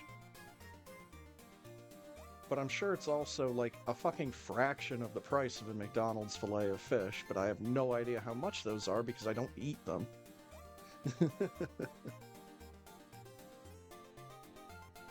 Have luck, fun, good. Thank you, Firebat. Same to you.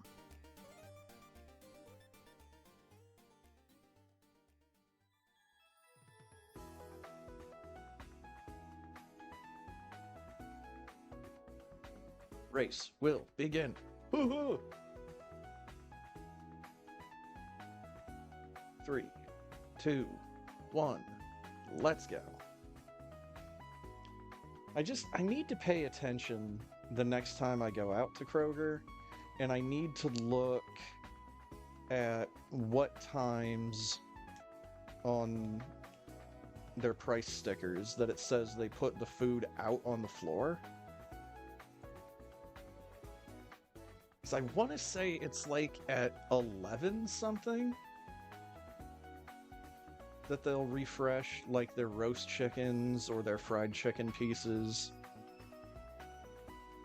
And those are, you know, the really good budget options. You know, you're getting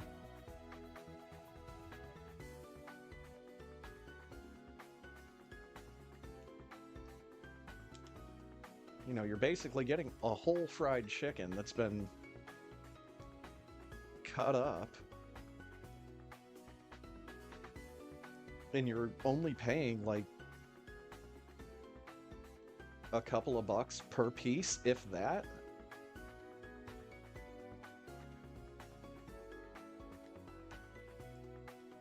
I think they might have slightly increased their prices, because I think the 5 drumstick basket that used to be $5, I think it might be $6 now. Well, Steam just happened. $39.10.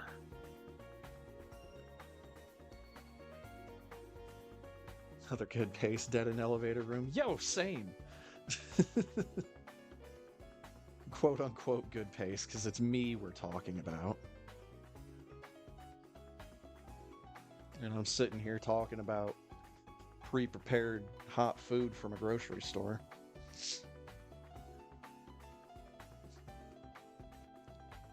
My grocery store also does not have... Actually, I should phrase that a little bit differently. They have sushi there that's actually not the worst sushi I've ever had in my life. So that's saying something.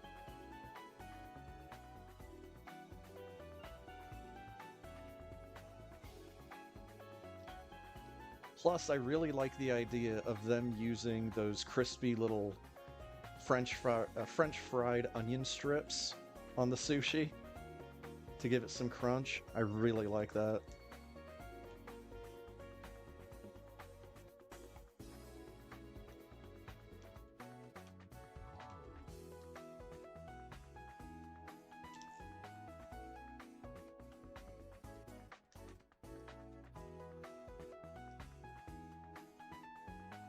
A lot of times they'll even have that on special where it's like it's only $5 instead of like $8 for one tray of sushi.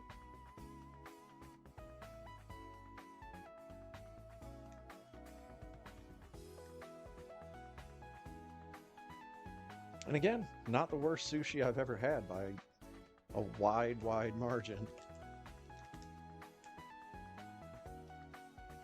The worst sushi I've ever had was from a Chinese buffet. Surprise, surprise.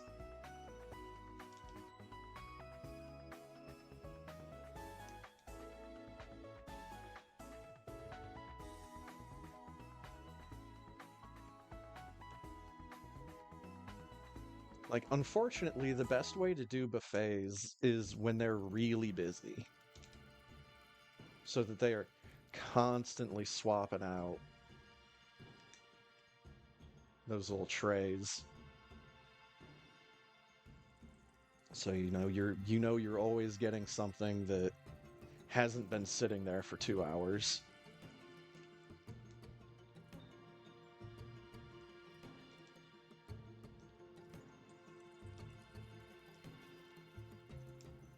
Unless that's what you're going there for. God, how long ago was this story that I'm thinking of telling? Had to have been over 20 years ago. Like during like maybe the mid 2000s? I don't know, I might have still been a teenager at the time when I was doing this. So like early 2000s. But I went to a Chinese buffet, and it was like maybe 45 minutes to a half hour before they closed. And, you know, the lady at the counter told me, it's like, hey, you know, we're going to be closing at such and such a time. And I was like, you know, okay, thanks for letting me know. So I keep an eye on my time.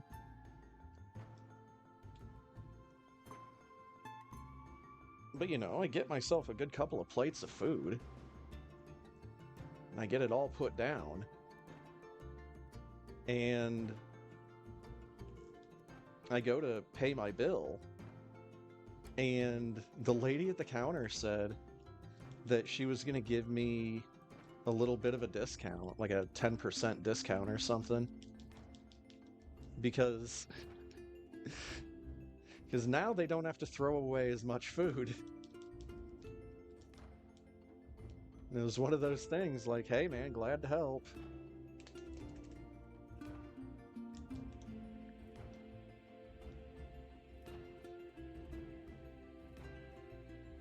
But you know, this is before Chinese buffets started selling pizza slices, chicken nuggets, popcorn.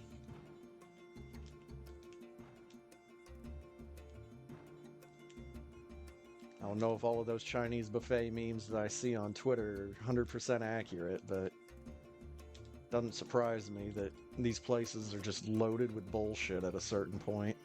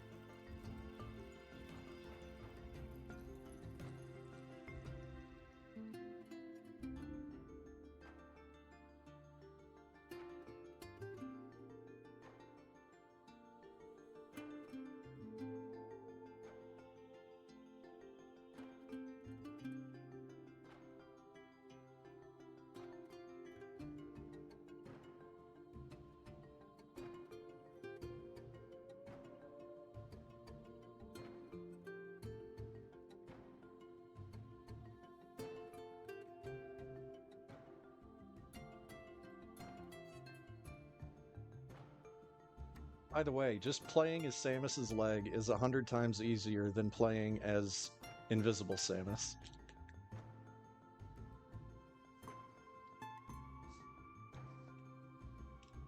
I really want to make an edited copy of that Invisible Samus sprite sheet and make her a single pixel.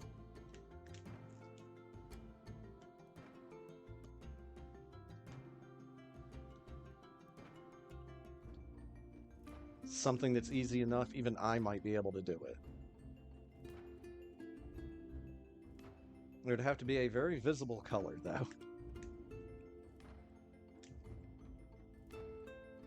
Maybe I'd have to take, like,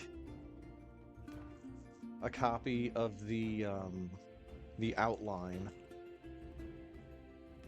sprite sheet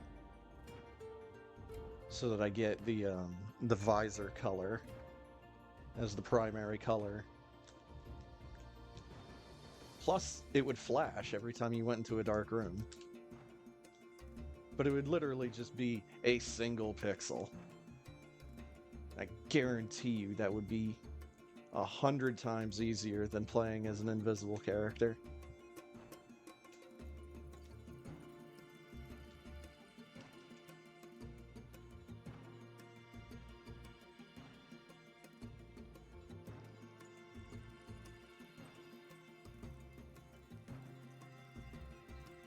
External temperature has gone down by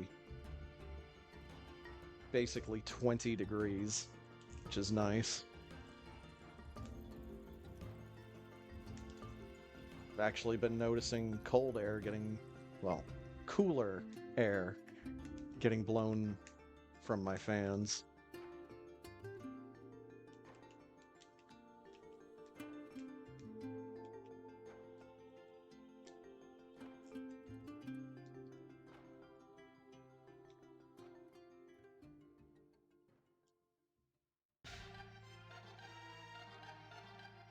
Single pixel with constant hyperbeam palette cycling. Oh man, if I only knew how to do that.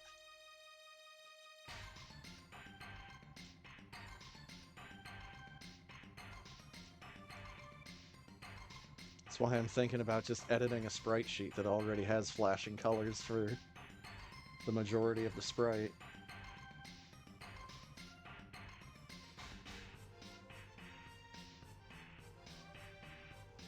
Like, even being able to see the gun is a bit too much.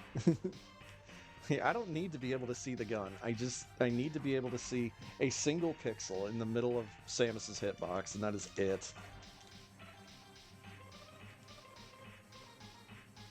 Because then I can actually tell where she is on non-scrolling screens. Just the hardest shit in the world to figure out.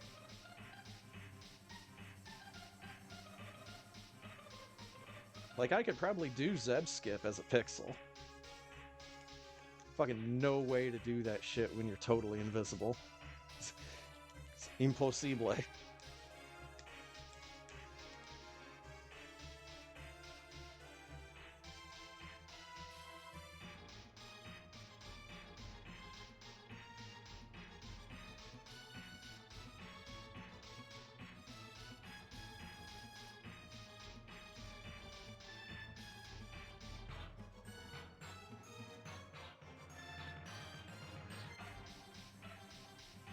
Hit his lip.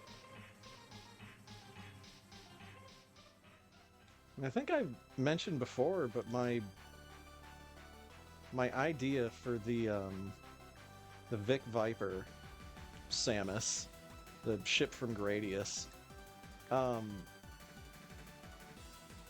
of was thrown off a little bit because the sprite that's being used in Gradius 3, I don't think is the same sprite that's used on the sheet on Spriter's Resource. And I really don't want to have to clean up a whole bunch of sprites. So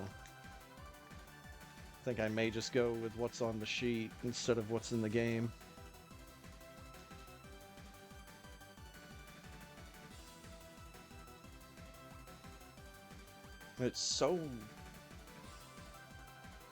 It is such a less ambitious goal than the Uniracer's unicycle.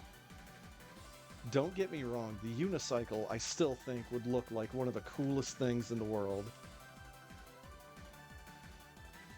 And there's a really, really good chance that if you played Super Metroid back in the day, you also played Uniracers. It's not necessarily a 100% chance, but it's a really good chance.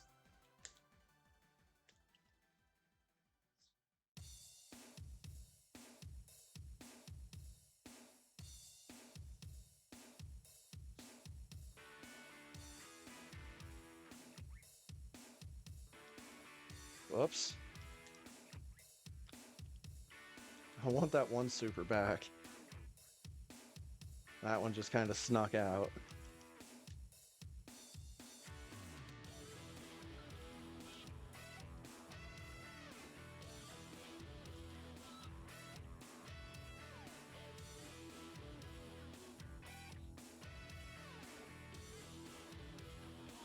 Another thing you could do is take, like, one of these little shot impacts, these little circular shot impacts, or a Rinka. Just play as that. Play as one of Samus's bombs.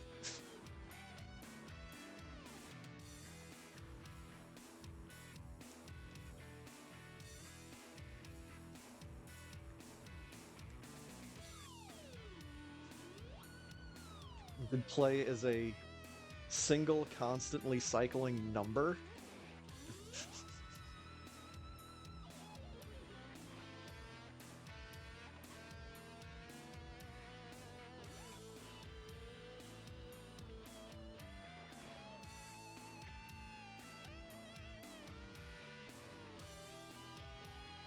I don't know, I like the ideas that sound easy enough for me to do until I remember that Samus has a goddamn huge sprite sheet.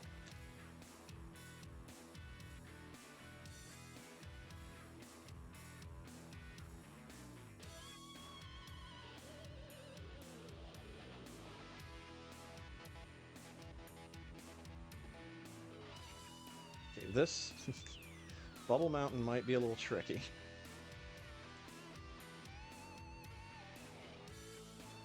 Oh, there we go. Except I got hit. And I'm not gonna have a super missile to collect by the time I get up there. So I keep fucking up. Because this is the back leg instead of the front leg when you're facing that way.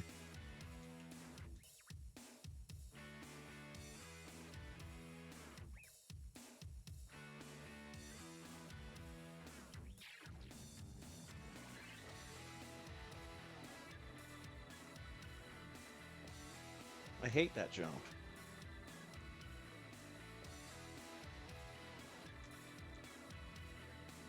Such a piddling little jump, and I fuck it up so many times.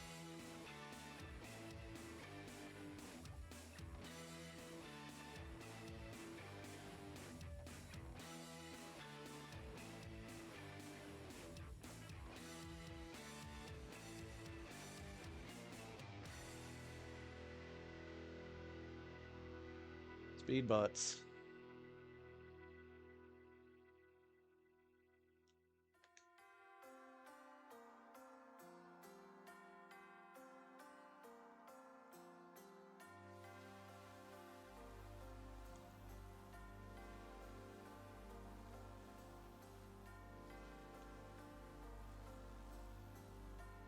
Gotta admit, I think I might like this sprite a little bit better if it was always the outside leg that you were looking at, instead of it just always being Samus's left leg.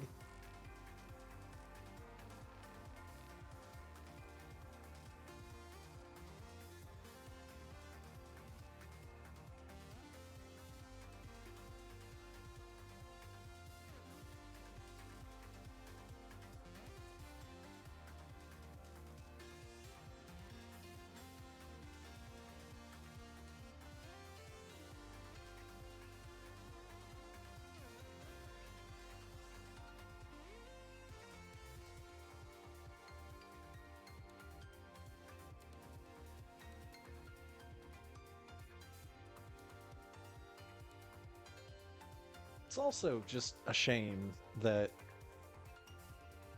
the two games I can readily think of that would be really, really good for custom Super Metroid sprites don't have...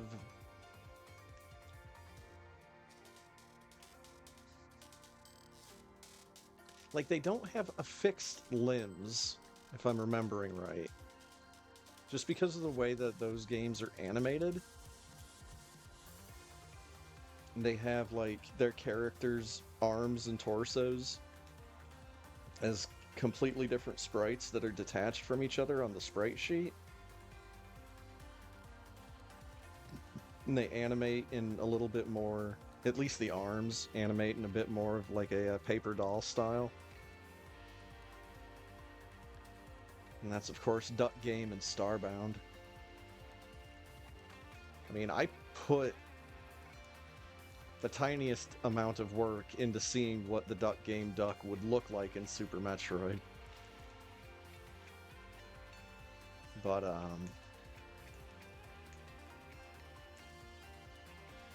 gotta get those sprites snapped into position.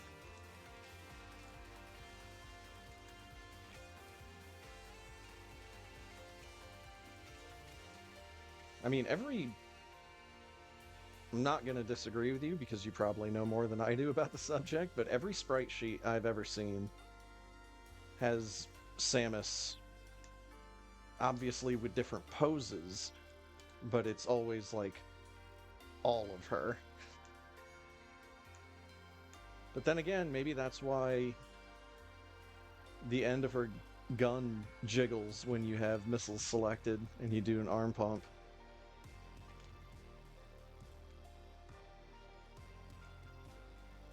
The other thing about Starbound sprites is it's literally like just the nude character. They don't have any clothing attached to them at all. And I don't know how many sprites are on Spriter's resource of Starbound clothing, because there's a fair amount of it.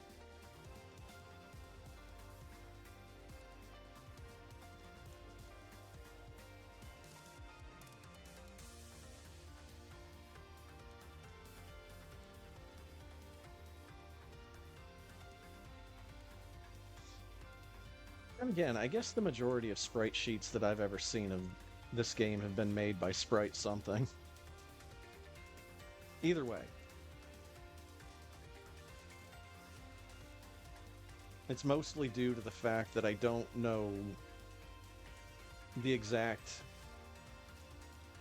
placement of any of these custom character limbs or what angles they're supposed to have to make them look right, and I don't want to do a million iterations.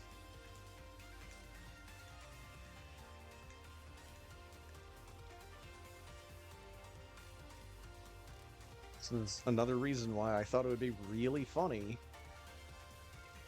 to just resize the sprite sheet for, like, Scorpion or Sub-Zero from Mortal Kombat. Because I think, again, they'd be a great choice for a custom character in Super Metroid.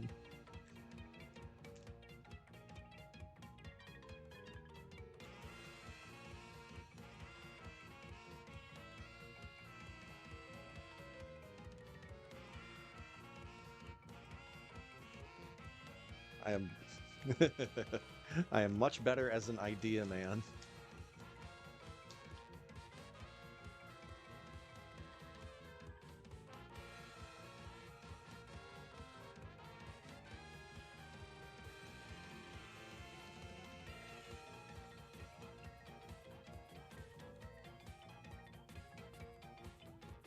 Yo, I should take a look at the sprite sheet for Michael Jackson's Moonwalker.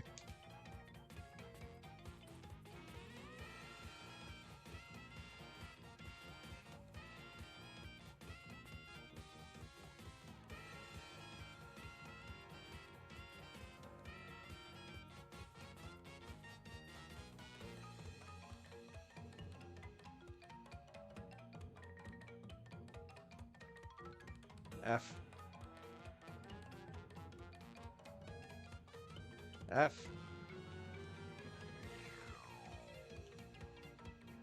That's up.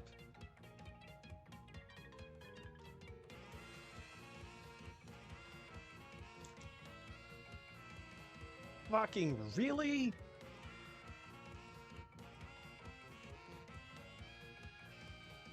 Oh my god. I keep shooting directly up into the ceiling. There we go. 27%? No, okay.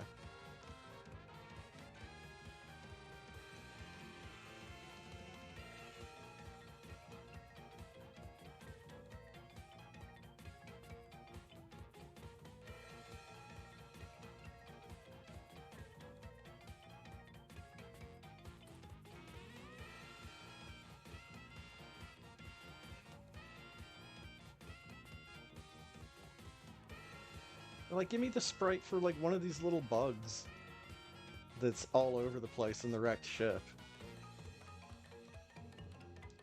Sure, we could play Super Metroid as one of these bugs.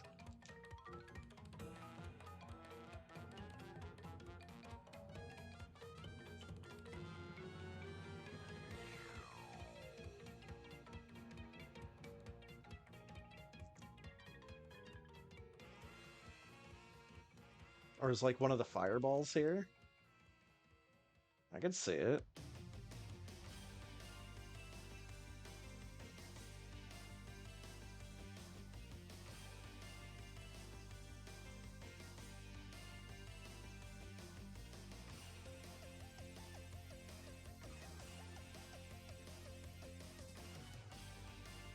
Fuck.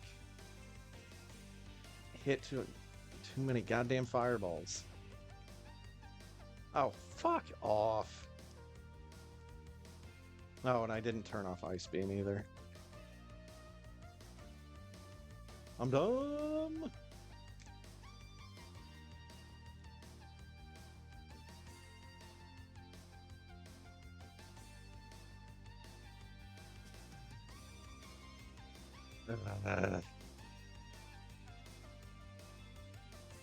Everything's bad and sucks because of it.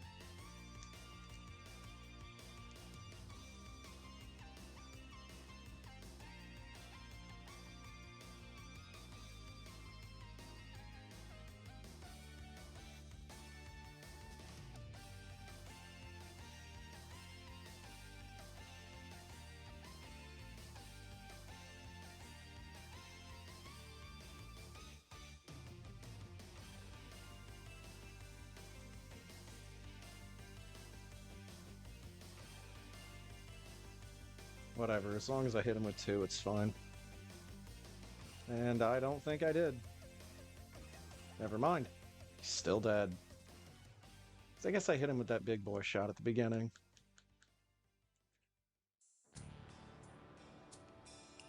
Yo, Car from Fallout 2. Shame this song isn't longer. It's kind of cool.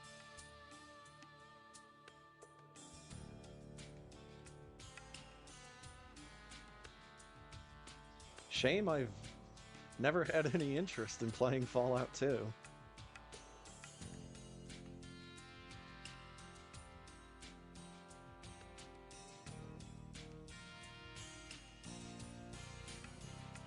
I mean, honestly, the only reason I ever really wanted to play Fallout 1 is it's a fucking 10-minute long speed run. Taking notes on the game took up, what, 2.5 pages? If that?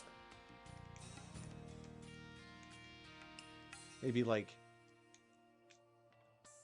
3.5 pages of just transcribing everything I saw the guy in the speedrun doing.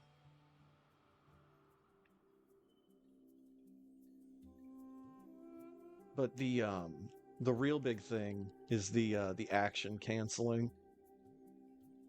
It's literally just pressing A at the right time, and it cancels your enemy's turn in combat.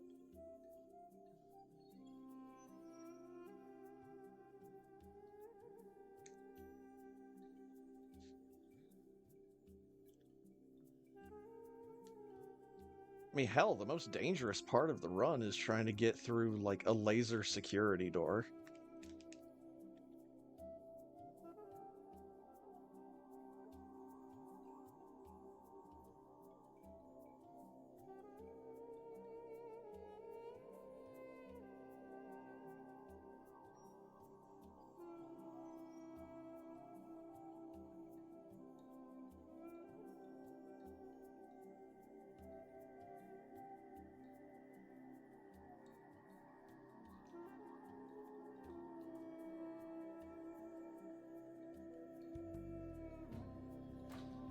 Samus Leg just doesn't like horizontal shine sparks.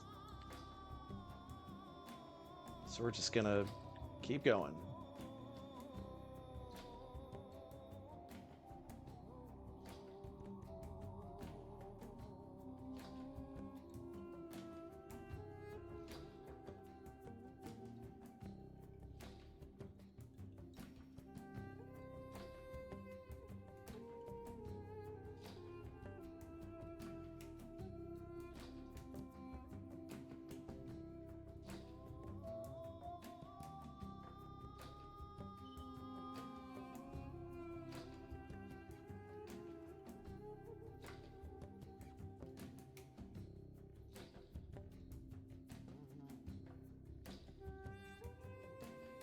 Tiny wedge of a leg.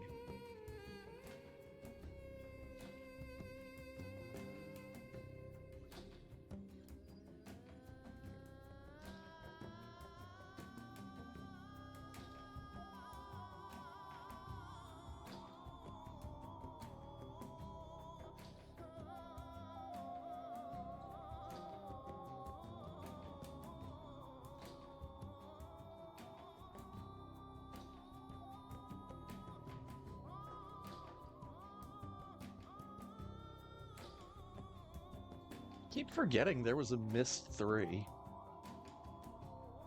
Like, I remember that Riven was a thing, but I keep forgetting that Myst 3 was a thing.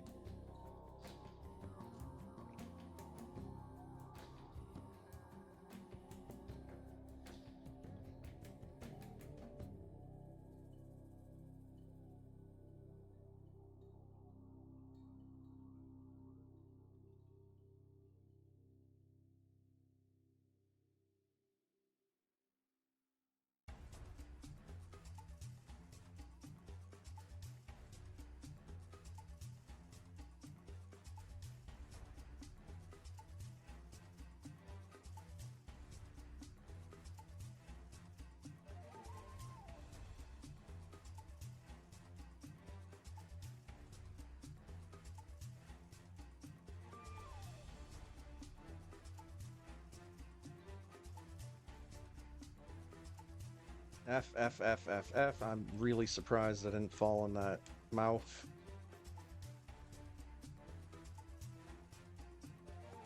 Samus, fucking please, get out of the stuff.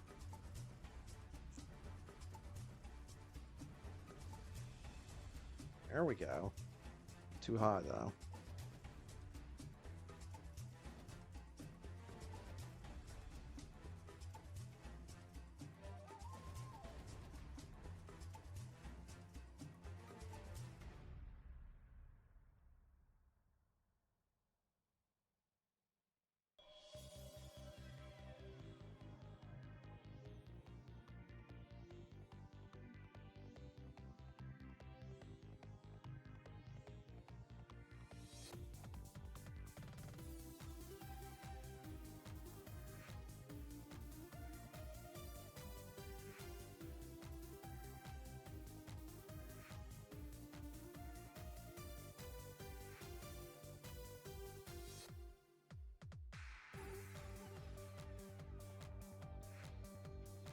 Okay.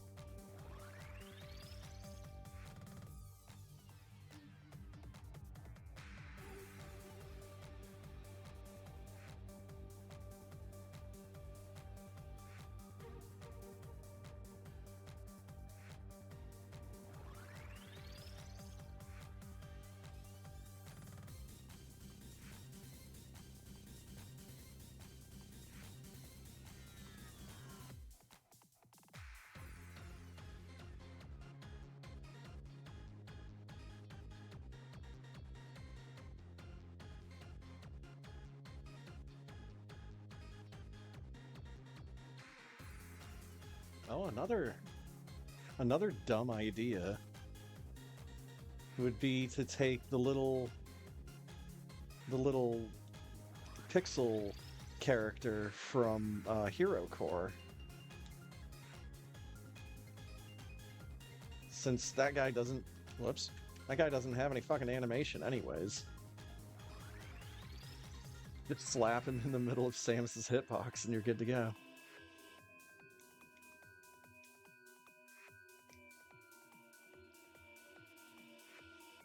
Got him.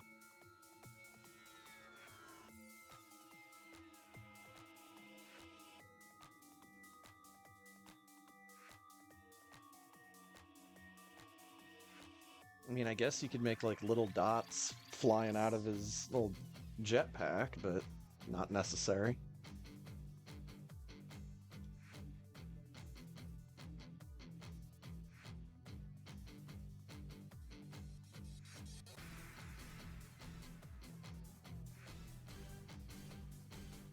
Big problem with that would be the fact that it's an all-white sprite.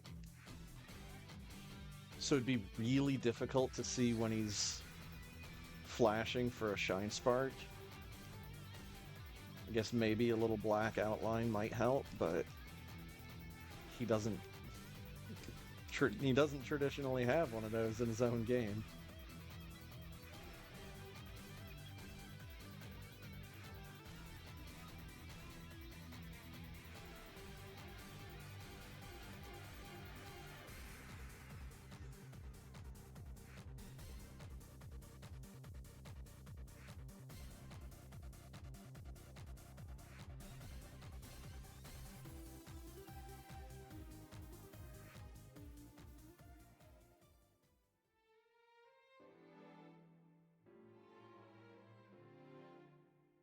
Unless maybe you did something like stretch him out by a couple of pixels in either direction. Like left and right when he's spin jumping and up and down when he's neutral jumping. I don't know. Probably just have to play with sound on to know how you were jumping. Oh no! Man, fuck Ridley.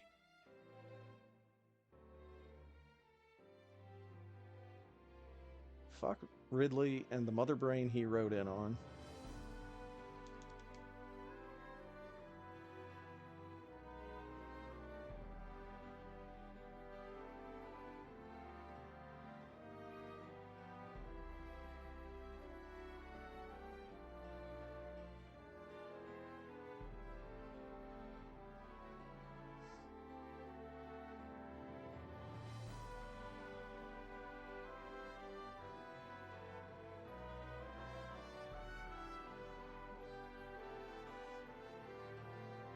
Oh shit. No, no.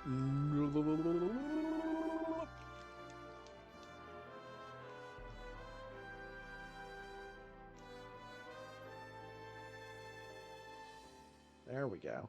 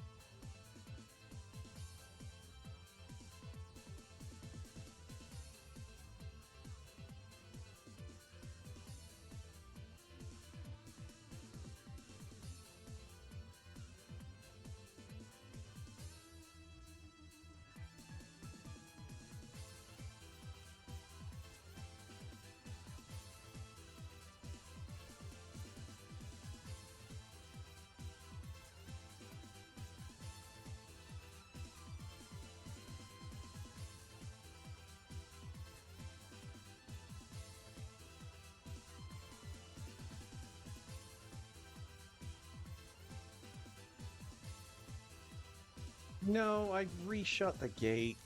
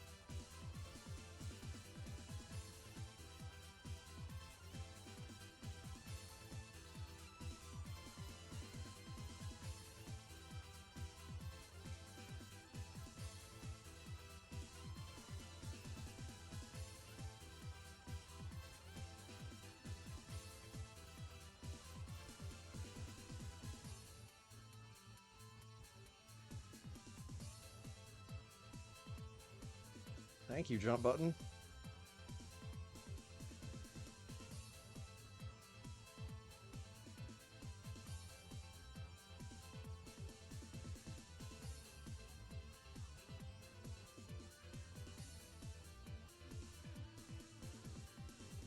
Thank you, GT statue.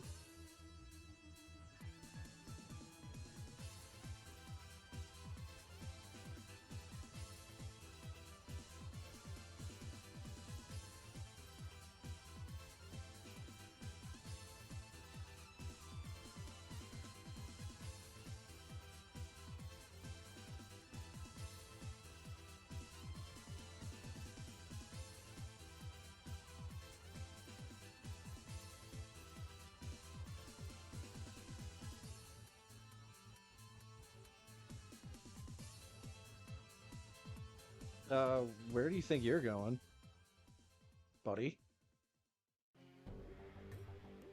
Hell yeah.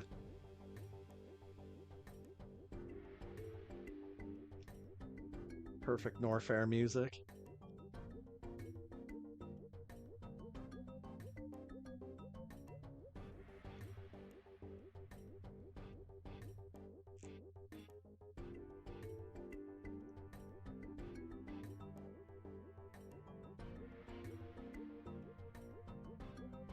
All right, nobody's got a request lined up, and Super Metroid music's coming up next.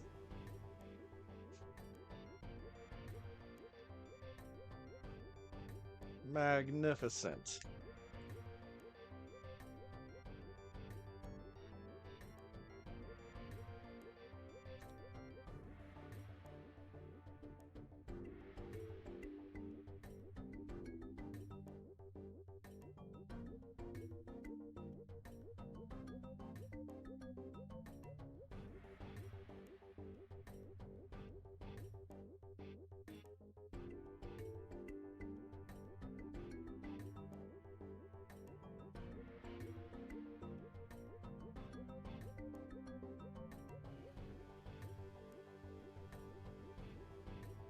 Spin jump?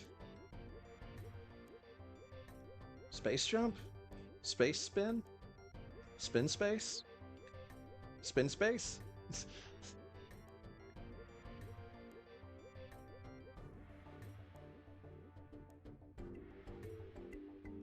Hello?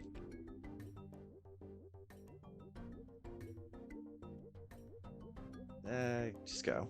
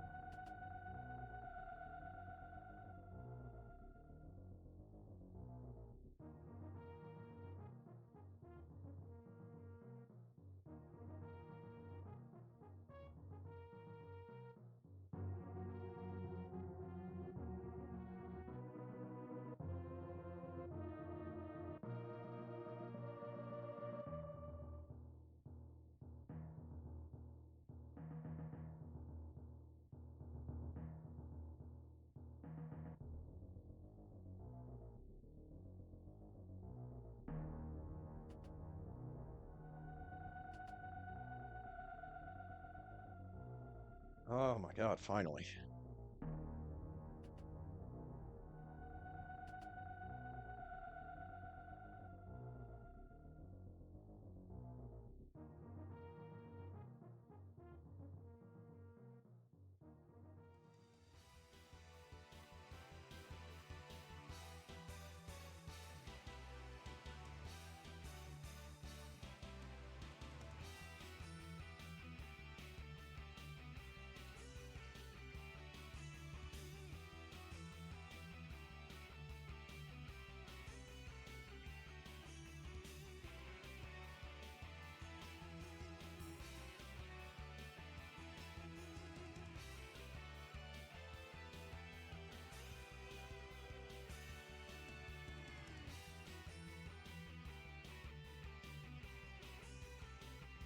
No, no, stop. Stop it.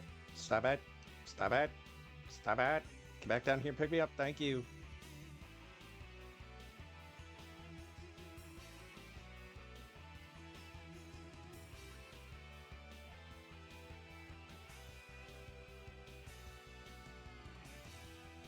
Okay.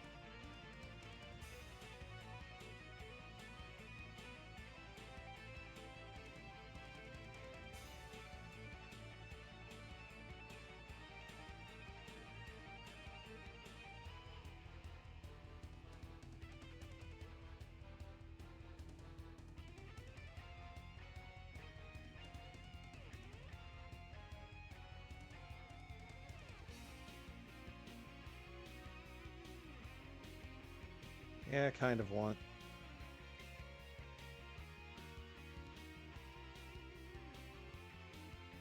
Yeah, kind of want.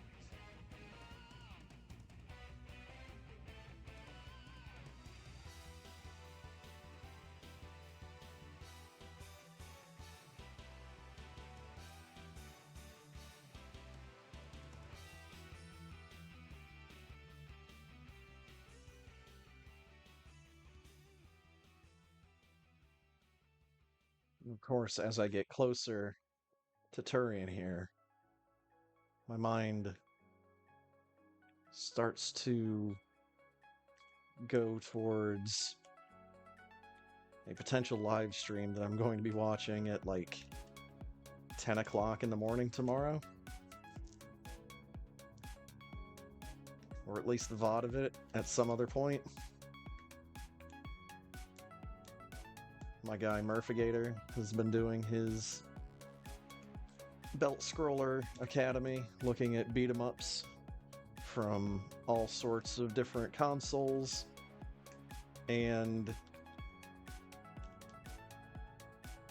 he's been spending the past number of weeks looking at beat 'em ups that are on Steam, and holy fucking crap, they are so many. There are so many arcade style beat 'em ups on Steam. And it's getting back to the point where at the very face of it, the streams are interesting because a lot of them are games that I've never seen before.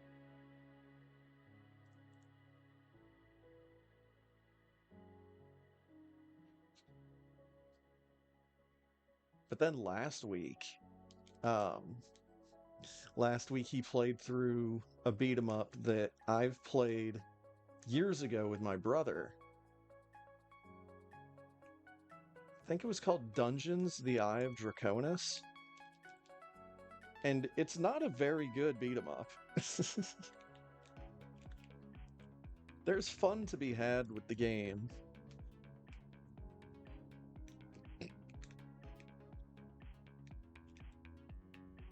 But from everything I'm seeing, there's very few beat 'em ups on Steam that really capture the same kind of energy that arcade-style beat 'em ups had. Where, yeah, they're challenging, but they're not completely unfair. A lot of them have really good artwork. And they don't overstay their welcome, is the biggest thing I'm noticing about all of these beat 'em ups I'm seeing on his stream that are currently on Steam.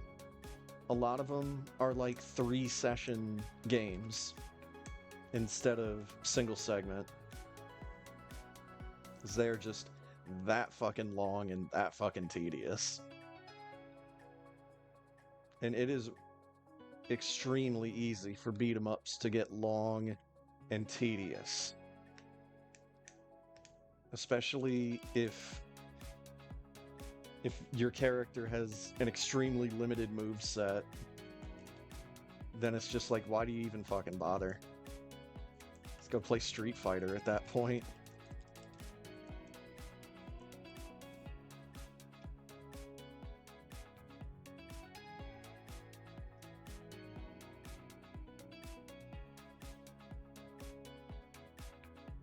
Yeah, Dungeons: The Eye of Draconis was not well received by my guy.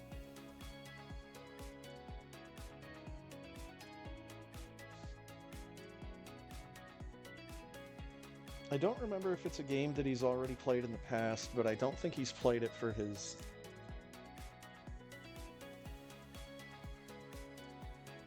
Belt Scroller Academy, but it's a beat 'em up called Sacred Citadel. Played it years ago with my brother and we really enjoyed it. But a great example of a modern beat 'em up that feels like it could have gone right next to, you know, like a Final Fight cabinet. Would be, what was it called? Final Vendetta. Not just because they both begin with the word final.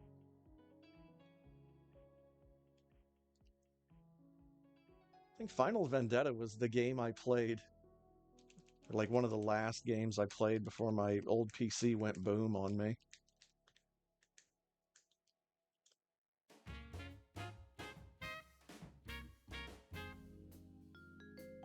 But that game is only like 6 levels long, maybe? Like, it does not overstay its welcome, and it wants you... Rephrasing. It keeps you wanting to come back for more.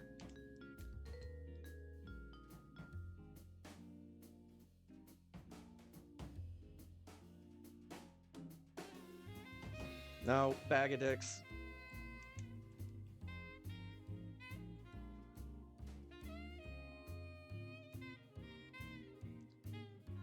The only unfair and difficult part about Final Vendetta is the final boss.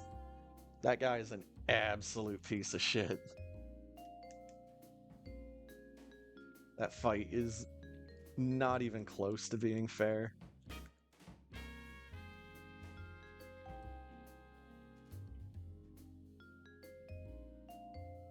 He just has such bigger hitboxes than any other boss character in that entire game. He just hit you from a million miles away and fucking 3 different planes of height away from you. You like literally have to go to the opposite quarter of the screen. And even then, probably just be better to go to the complete opposite corner of the screen to not get hit. Yas, Threads of Fate.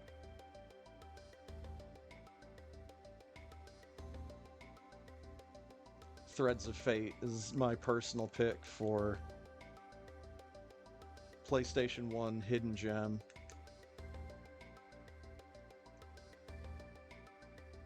There's lots of games that fall into that category.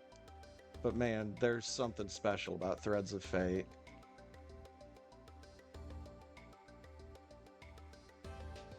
Part of it is the music.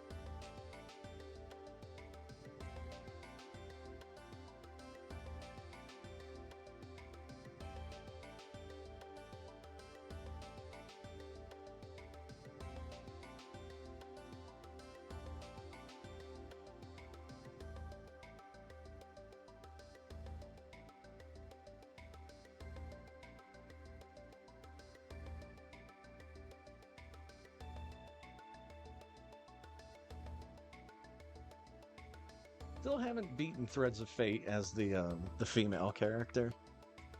Only beaten it with the male character.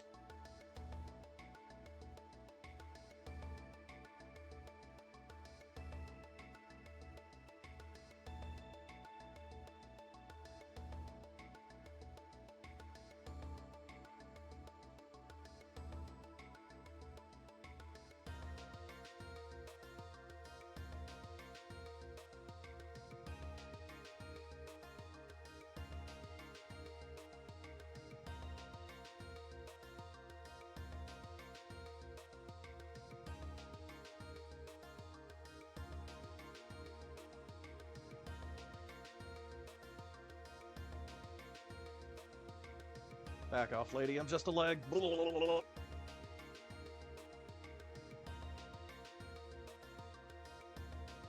Supposed to watch my brother in a marathon this morning and forgot about it. Gonna watch that after the races. Yep.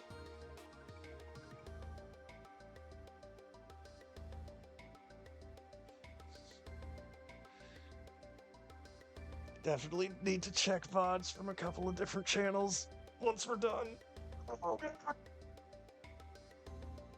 I'm gonna try and stretch my back without pulling a muscle or standing up. Oh, got a little close there.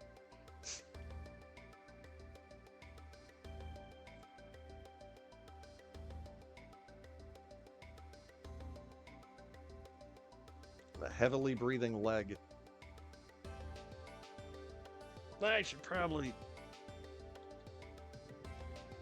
get my .time types.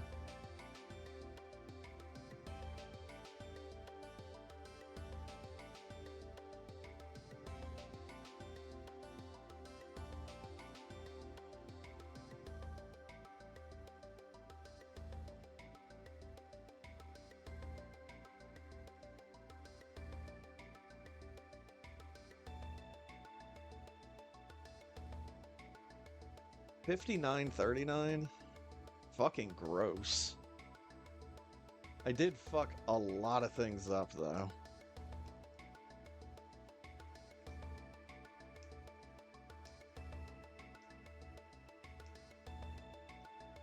Fucked up a lot of shine sparks.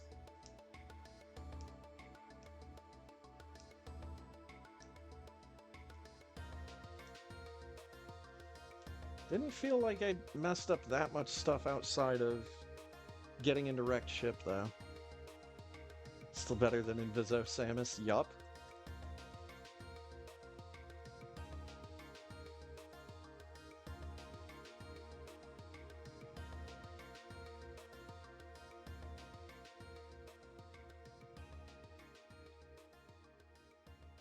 And again, it's still easier to play than Inviso Samus, because there's actually something to see.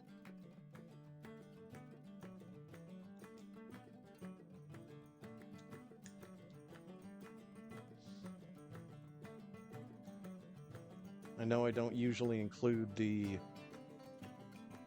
custom Samuses on my Sprite tier list, but Leg would probably have to be probably a C, where either a C or a D, where there's just something about it that's distracting enough that it could be seen as a bit more of like a handicap Let's get me out of here. Save those knuckleheads some other time.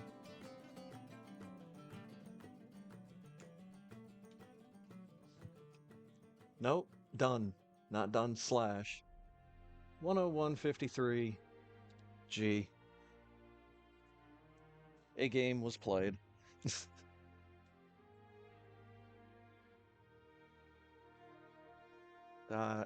Comment. Leg.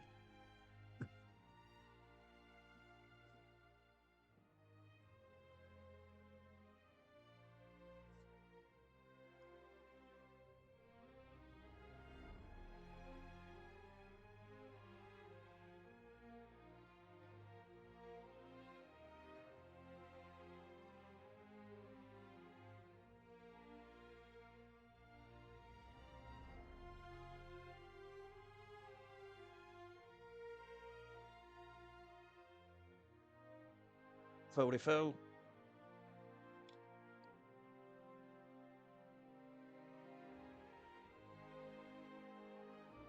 Thanks for races. Close. Ugh.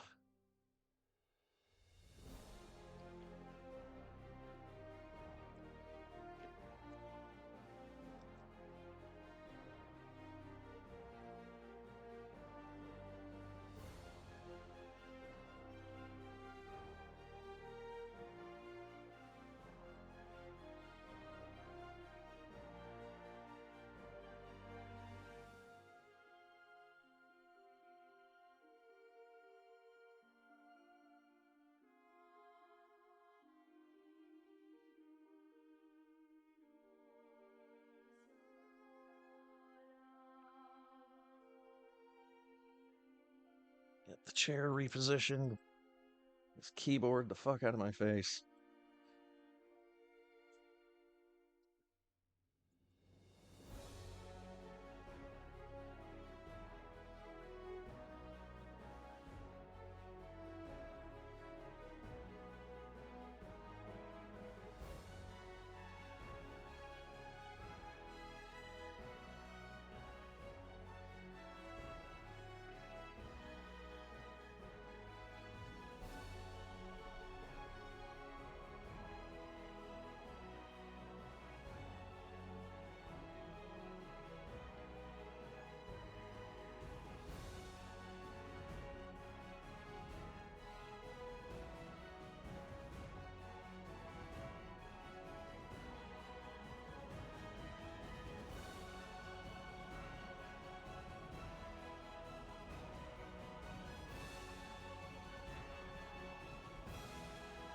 Oddly appropriate music for the credits of this game, even though I've never played League of Legends for a moment in my life.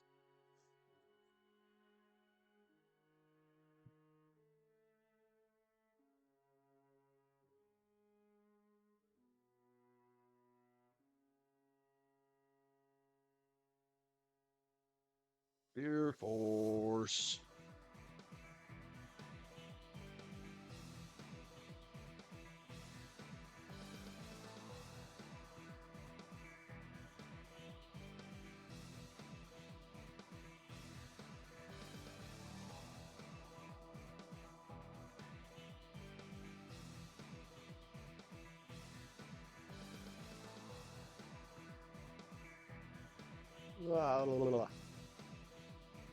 The rate for collecting items is this number right here. See you next mission. Did it. But only once. So we didn't do that good at doing it.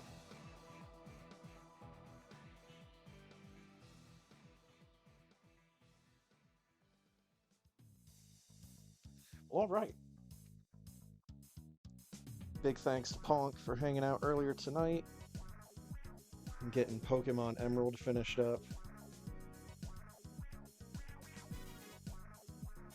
I think this might actually be the first time that I've completed more than one of the games in a particular generation. Still did it better than I didn't, right? So, at some point, this means I need to play through Pokemon Sapphire. Since, that was the version of the game that I actually owned back in the day.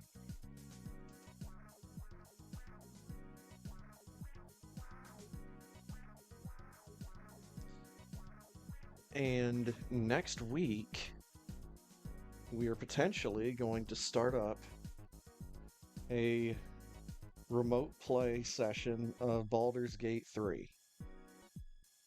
I have no idea how this is going to go.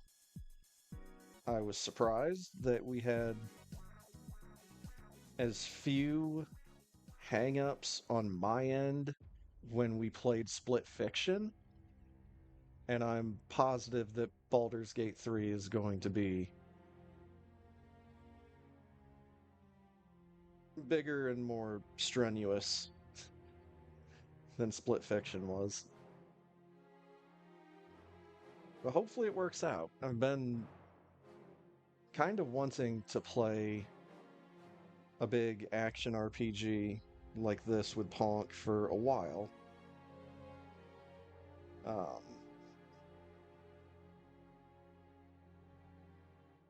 We tried Skyrim together years ago, and wasn't really able to have my OBS open at the same time. And the other issue was we kept trying to go on quest missions, which back then, and I don't know if it's changed, Skyrim together cannot handle quest missions. But if you just want to go into a completely random cave that's not connected to any other mission and mess around with it, you're free to do so. We also tried Test 3 MP, and we couldn't even get started with that. Which is unfortunate, because I'd really like to play through Morrowind with Ponk. It's a really fun game. And it's another one of those games like Kingsfield or Zelda 2, where as soon as you understand the mechanics of the game, it's a really, really fun experience. I was just, over the past week or two, watching someone play through Morrowind for the first time and being, like, extremely pleasantly surprised.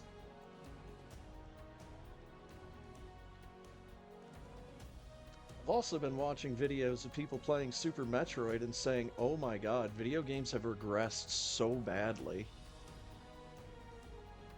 And yes, they have.